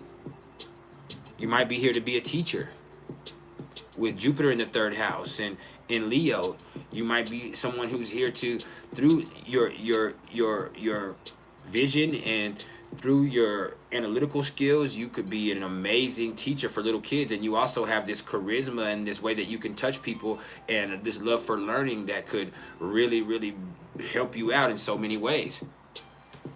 And so you're definitely here to be of service of some kind. But when I see that Jupiter in Leo, I feel like your charisma and your mental versatility would really help with little kids in certain instances. But you also you have a hard time focusing sometimes with that Jupiter in the 3rd house. So having like a classroom that has several children that you are able to teach, but also you're able to be versatile in the way that you approach that whole situation is really one of the ideal situations. And then with all of that Virgo, you're able to micromanage all the things that would be great for an educator. And so I definitely see that you would be an amazing educator if that's an avenue. And you don't have to be a conventional educator in a school with kids. Like you could be teaching on YouTube, or you could be teaching. There's, because of the nature of business changing, there's so many avenues that have opened up now for you to be able to share your unique gifts and to share your insight and your analytical skills in a whole multitude of ways. And so yeah, all of that.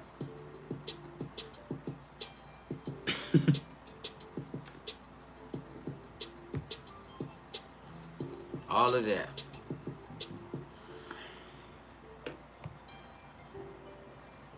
Hold up, let me.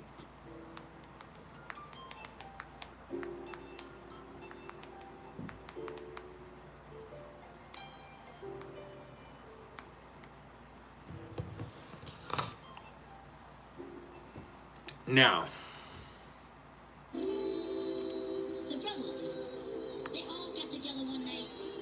Hold up, I don't want to get copyright hit for this. Hold up.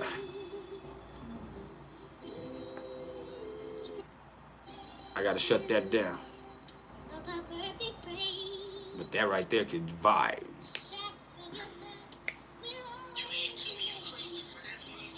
But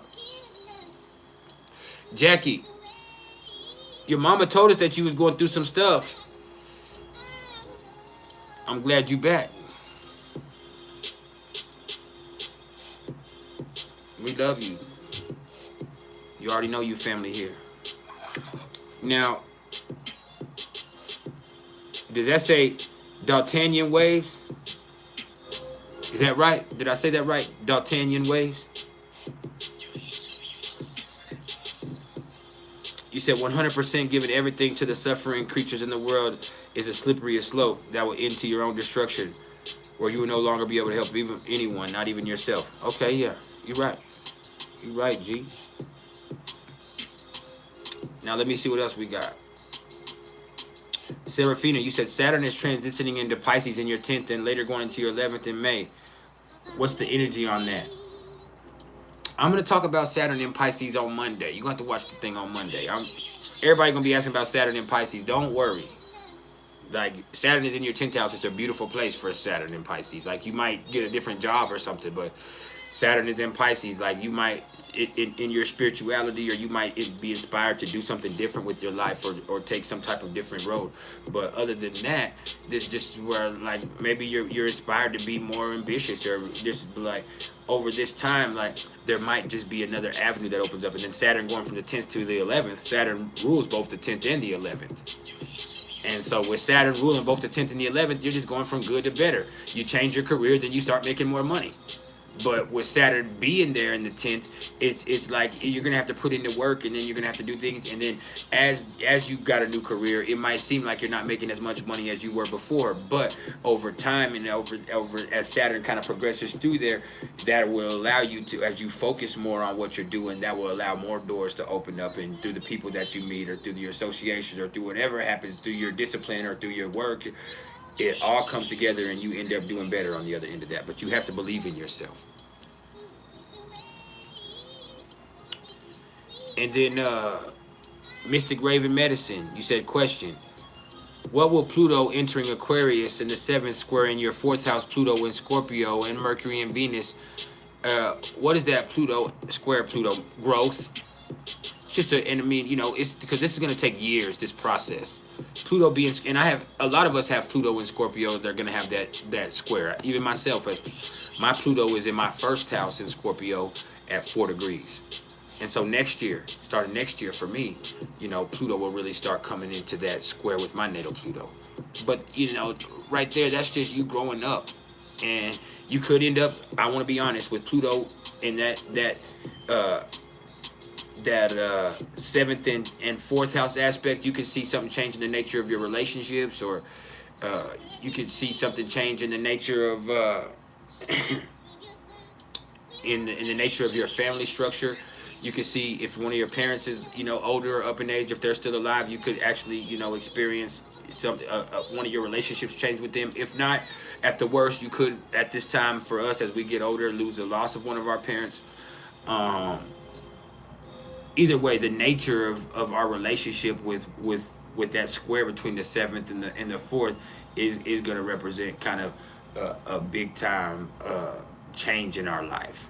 And that's going to be the effect. The nature of our emotions is going to be affected by the nature of our relationships with people, or vice versa. The nature of our business is going to be affected by the way that we feel.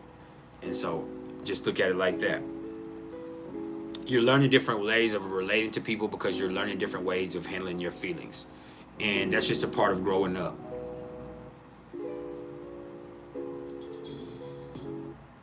That's just a big part of growing up with Pluto square to Pluto, and especially with that 4th and 7th house, and you got Pluto in Scorpio and Mercury and Venus. Like, you got to get over those obsessions, and you have to learn how to open up a lot more and allow people to be a lot more free, and that'll allow your relationships to be a lot more healthy. So over this time of the next few years, as you learn to deal with your feelings on a more healthy level, and you allow yourself to get over jealousy or obsession or all of that compulsiveness, then you can kind of start to see, you allow people to have more freedom, and you allow people to have more freedom will allow your relationships to be a lot more healthy. And once again, that's just a process of you growing up and getting away from those feelings. So absolutely.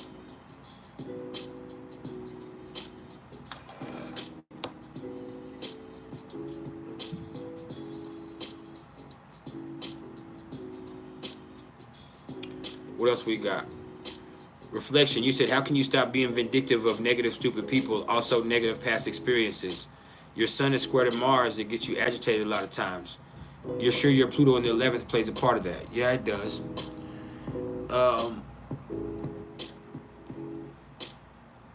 Really, bro, like being vindictive is just realizing that you harboring that shit ain't doing, and I'm sure you've heard this a million times, ain't doing shit but affecting you negatively. Like, that shit ain't doing nothing but putting negative energy and lowering your vibration. And so when you hold on to shit and you have this vindictive shit where you have to get back at somebody, you have some type of agenda, and you have some type of energetic attachment to you that's taken away from your true purpose. And so all it's doing is bogging you down. And so And what you also are doing when you be vindictive is creating karma.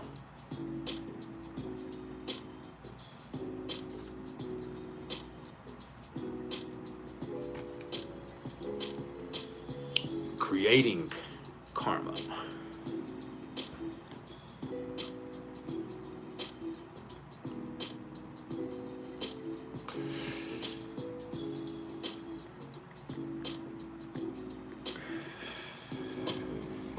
But you can only do what you can do.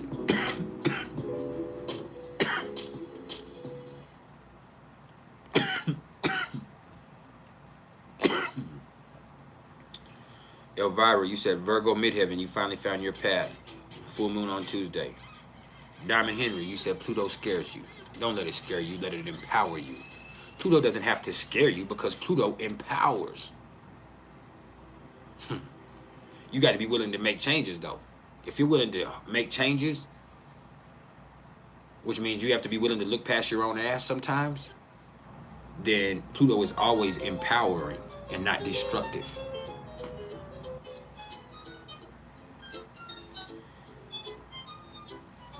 And Elvira, you said you're also a Scorpio ascendant too. You're a Virgo midheaven, you found your path, and you're also a Scorpio ascendant, but you have Pluto in your 12th. You have a lot of Sag in your first house.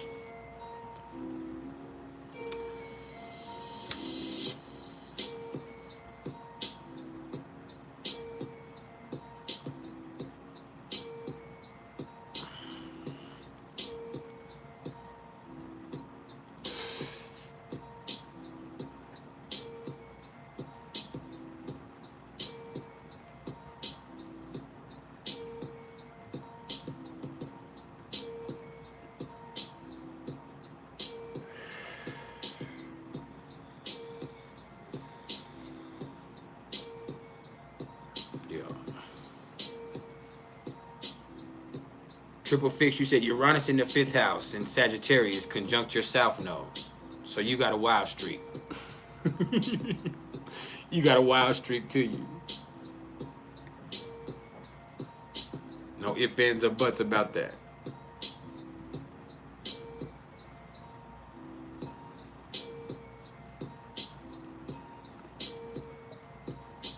And that wild streak gets in the way of everything else sometimes.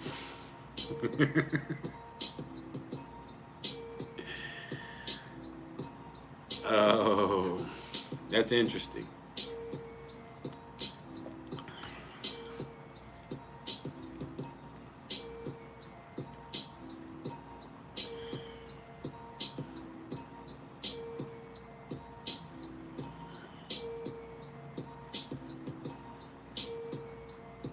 Yeah, we vibing.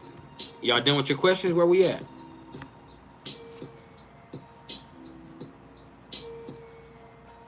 We got 15 more minutes. Nah, 20 more minutes and then I'm gone. So let's get it out of our system. I've been here for over 2 hours now, or almost right at the 2-hour point. I appreciate the love, Serafina. That's respect. That's a energetic exchange. You understand how it works.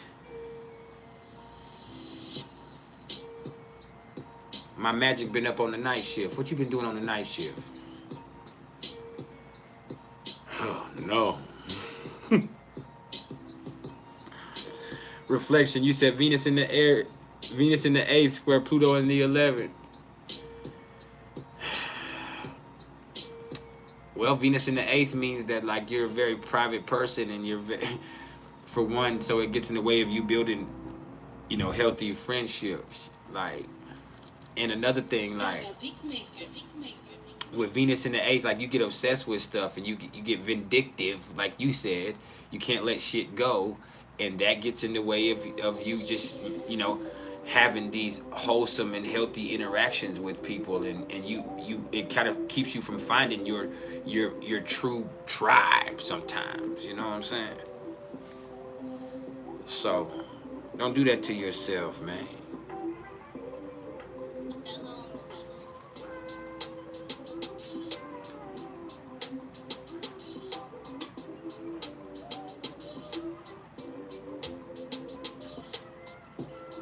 I'm just giving you a hard time. I don't care where you work.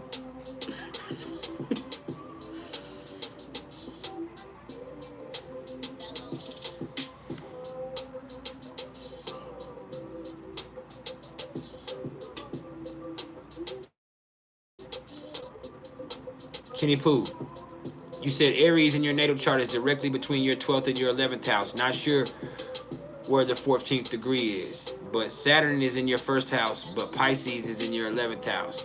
You're kind of confused. Gratitude for all I do. So, I mean, if you have 14 degrees, you're not sure where the 14th degree is, I can't really tell you, but if Pisces is your 11th, I would almost guess, let's just look in your 12th, okay? So Aries in the 11th and Aries in the 12th are completely different energies. That's why that's very important. There's some energies where that's not going to be a lot different, but with Aries in particular in the 11th and the 12th, that means two totally different things.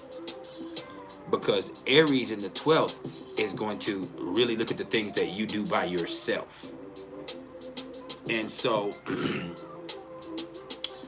with Jupiter and Chiron and Venus and Aries in your 12th house, then it's kind of like the things that you're willing to do by yourself and when you're willing to, take an action to look out for you, then that's going to be the most, and in doing so, it puts you also in the best situation to be of the best service for everybody else. Sometimes you do have to make sure that you're all right, and you do have to help yourself out and put yourself in a position to where, you can work on you, or you can get stronger so that you can be able to be of the best service to other people. And, sometimes you really have, with Aries in the 12th house in particular, you kind of really have to assess like where you're at in your life and what can you do to help yourself grow the most at that point in time. And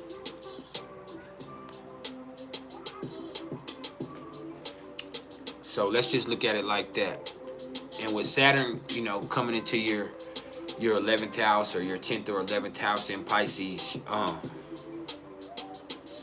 once again, if it's coming into your 11th house, this might be a time where you once again might feel kind of alone, but the reason that you're feeling alone, and I'm going to talk about this more in a couple days, but the reason that you're feeling alone is so you can work on the things that you need to work on inside of self spiritually, so that you can be a better friend to other people.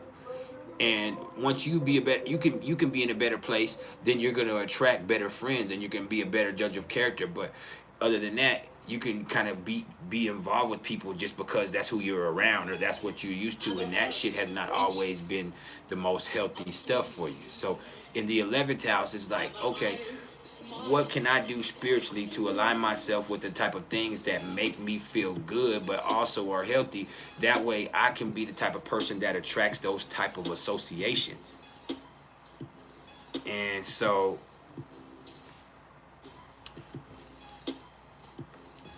yeah, it's that time to go within, Kenny. But yeah, this is just a place where with appreciate the love, Oscar. We here, baby. Appreciate the love for real. But yeah, y'all.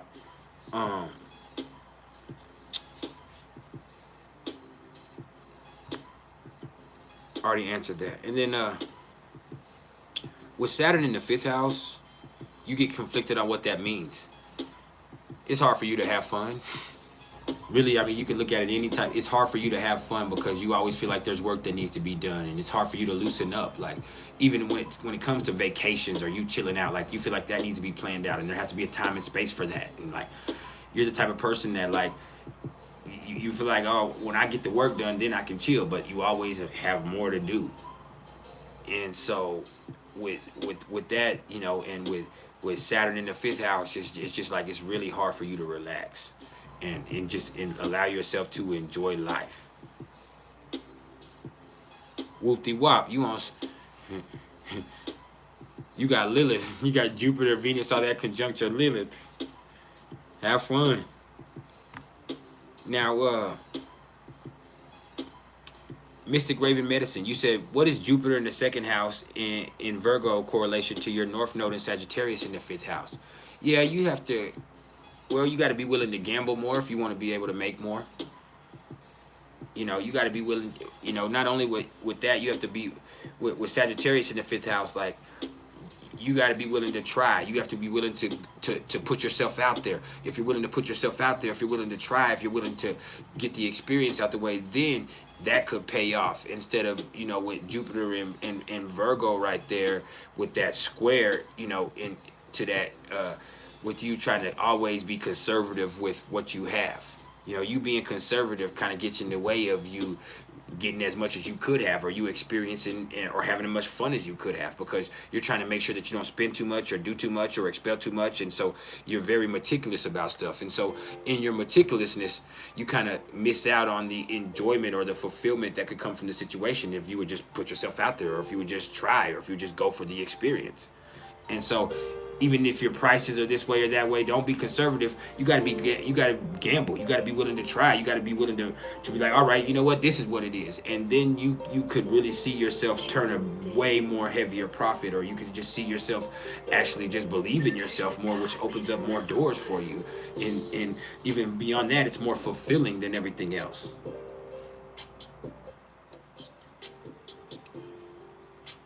And then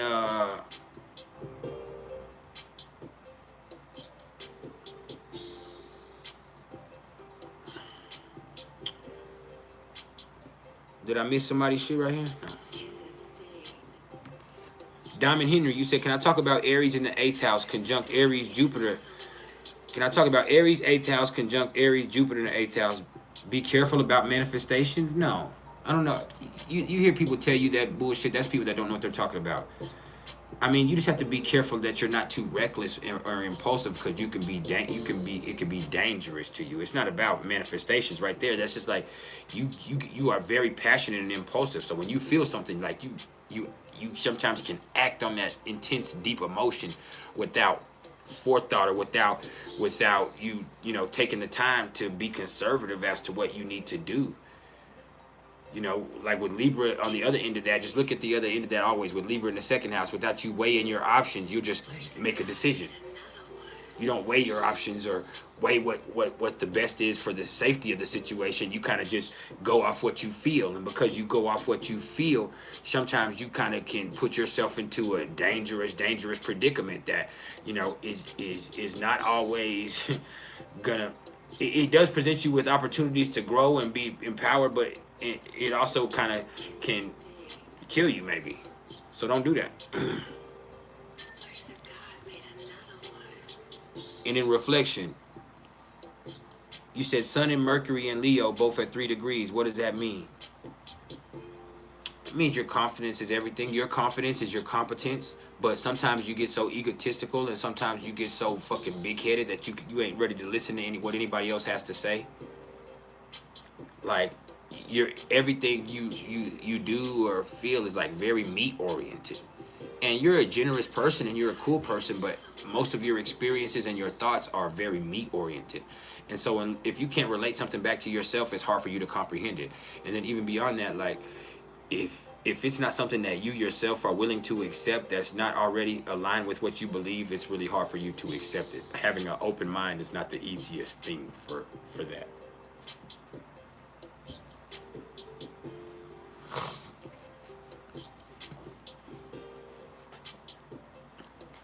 So all of that.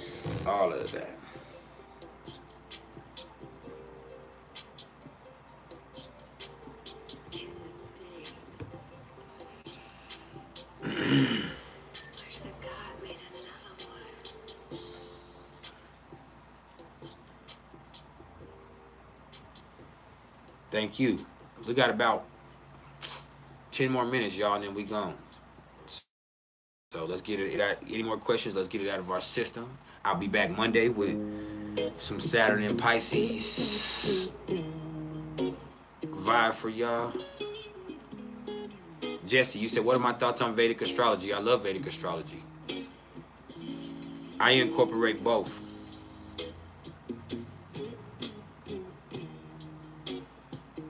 Monday, I'm gonna talk about Saturn and Pisces in depth, and then I'm gonna assess on what the energy could present for a lot of people, and then after that, I'm gonna probably touch on each house briefly. So I mean, it won't be an in-depth thing, but I'll definitely be here for at least an hour and a half or 2 hours total, where we're gonna go all the way in on nothing but Saturn and Pisces, and to where people can ask me questions and we can look and discuss it together. And that way, we can all kind of get past that point of no return and just understand, like, Saturn has been in Pisces before. Saturn is going to be in Pisces again. This is not the end of the world, but we are going to be presented with some stuff that is very, very real, very concrete, and you're going to be presented with situations to which there is no escape, and so you're going to have to cope with it. And how you cope with stuff is going to really, really, really see how far you're willing to go in your growth process over the next couple of years. But we'll talk about it then. Star. The star. You said Leo Sun, Gemini Moon, Mars in Aquarius. That's your youngest. Well, my oldest is a Leo Sun. My oldest son, anyway. My girls aren't that, but my oldest son is a Leo Sun, Gemini Moon. And he has Jupiter in Aquarius. And so he's not necessarily your typical Leo. Now, I don't know about your child, and I don't want to base your child off my child, but my son, he is very confident, but he has a quiet confidence. He's not loud and proud like that. His Gemini Moon, and he's the introspective type of Gemini Moon. He's not the extremely talkative type of Gemini Moon. He's more of the introspective, and he's more of the sly part of the Gemini. He's not always talking. He's always watching. And but anyway, with Leo Sun, Gemini Moon, typically that's going to be an extroverted person, and he is a very extroverted person. I will say that, even though he's very sly and quiet, he is an extrovert. He has to go and be with his friends. He has to leave. He has to be out. He has to be around people, and he'll won't be in his room he'll be in his room by himself, but he'll go be around his brothers too. He has to, or his friends. Like he has to like have interactions, conversations too. But with that Leo Sun, and yeah, see, my son isn't like that. I'm about to get to yours though. My Libra Sun, Gemini Moon Sun is like that. He's very communicative, and he talks all the time, and he just loves to talk. But my Leo Sun, Gemini Moon Sun is not, but he's a Virgo rising. So his Leo Sun is in the 11th or the 12th, but either way, he's not very talkative. Not outwardly. He's not very communicative, but he's also very cool, and he's just very, you know what I'm saying? He has a certain Gemini. He's very talented, and he does his thing, but he's very like, he's way more worried about being cool than anything. He's very much lion-like. He's very calm, cool, collected, and he's very weighed in what he says and what he does, and he's like that Virgo rising. He's very meticulous about everything, and he's very quiet. But with your son, I was gonna say he's very much a very talkative person. He's probably very flamboyant, and probably an amazing storyteller. And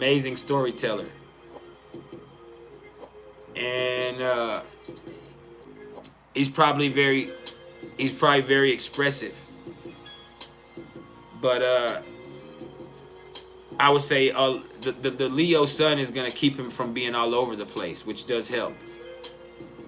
That Libra Sun, Gemini Moon, like with my son, he's all over the place because that air is just, there's no, he does have a Capricorn rising, which gives him a grounding point at times, but I don't think he's grown into that yet. But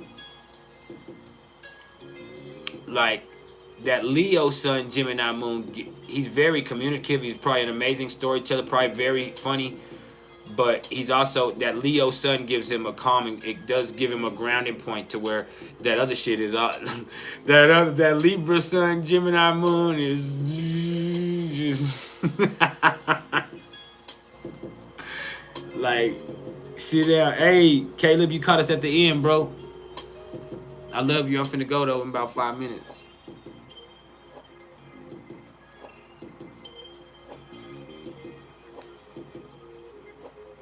But yeah, man. These little suckers be.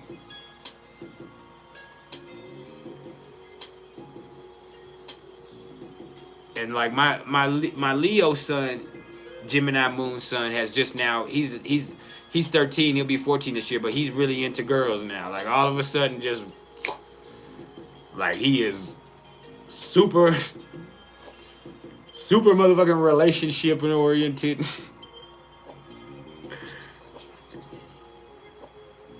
Like hell nah.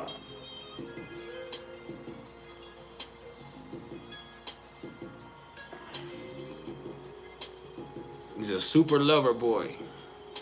My Libra son, Gemini moon son, he's everybody's friend.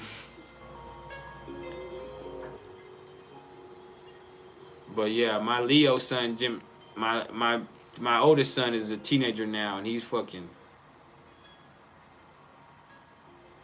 super cool and super expensive and super fucking spoiled. And his mama spoils the shit out of him. I try not to. I mean, but yeah, it's hard. Like, I don't know.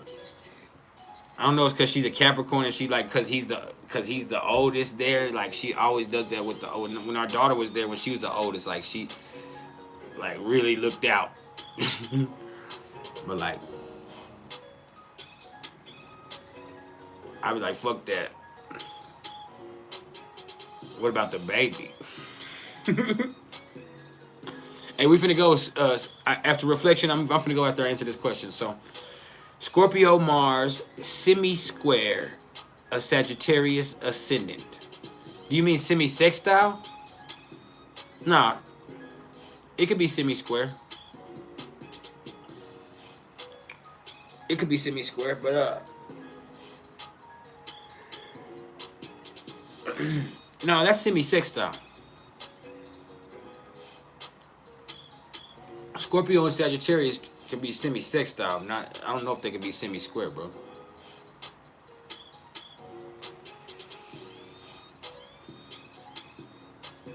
That set off my spider senses.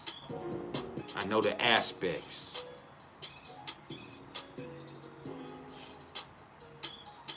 It could be. It could be. But because they're one sign apart, like that usually is semi-sextile. But let's see. Maybe there's just your chart is set up like that. We're talking about interceptions if it's Placidus. So Scorpio Mars, semi-square, Sagittarius ascendant.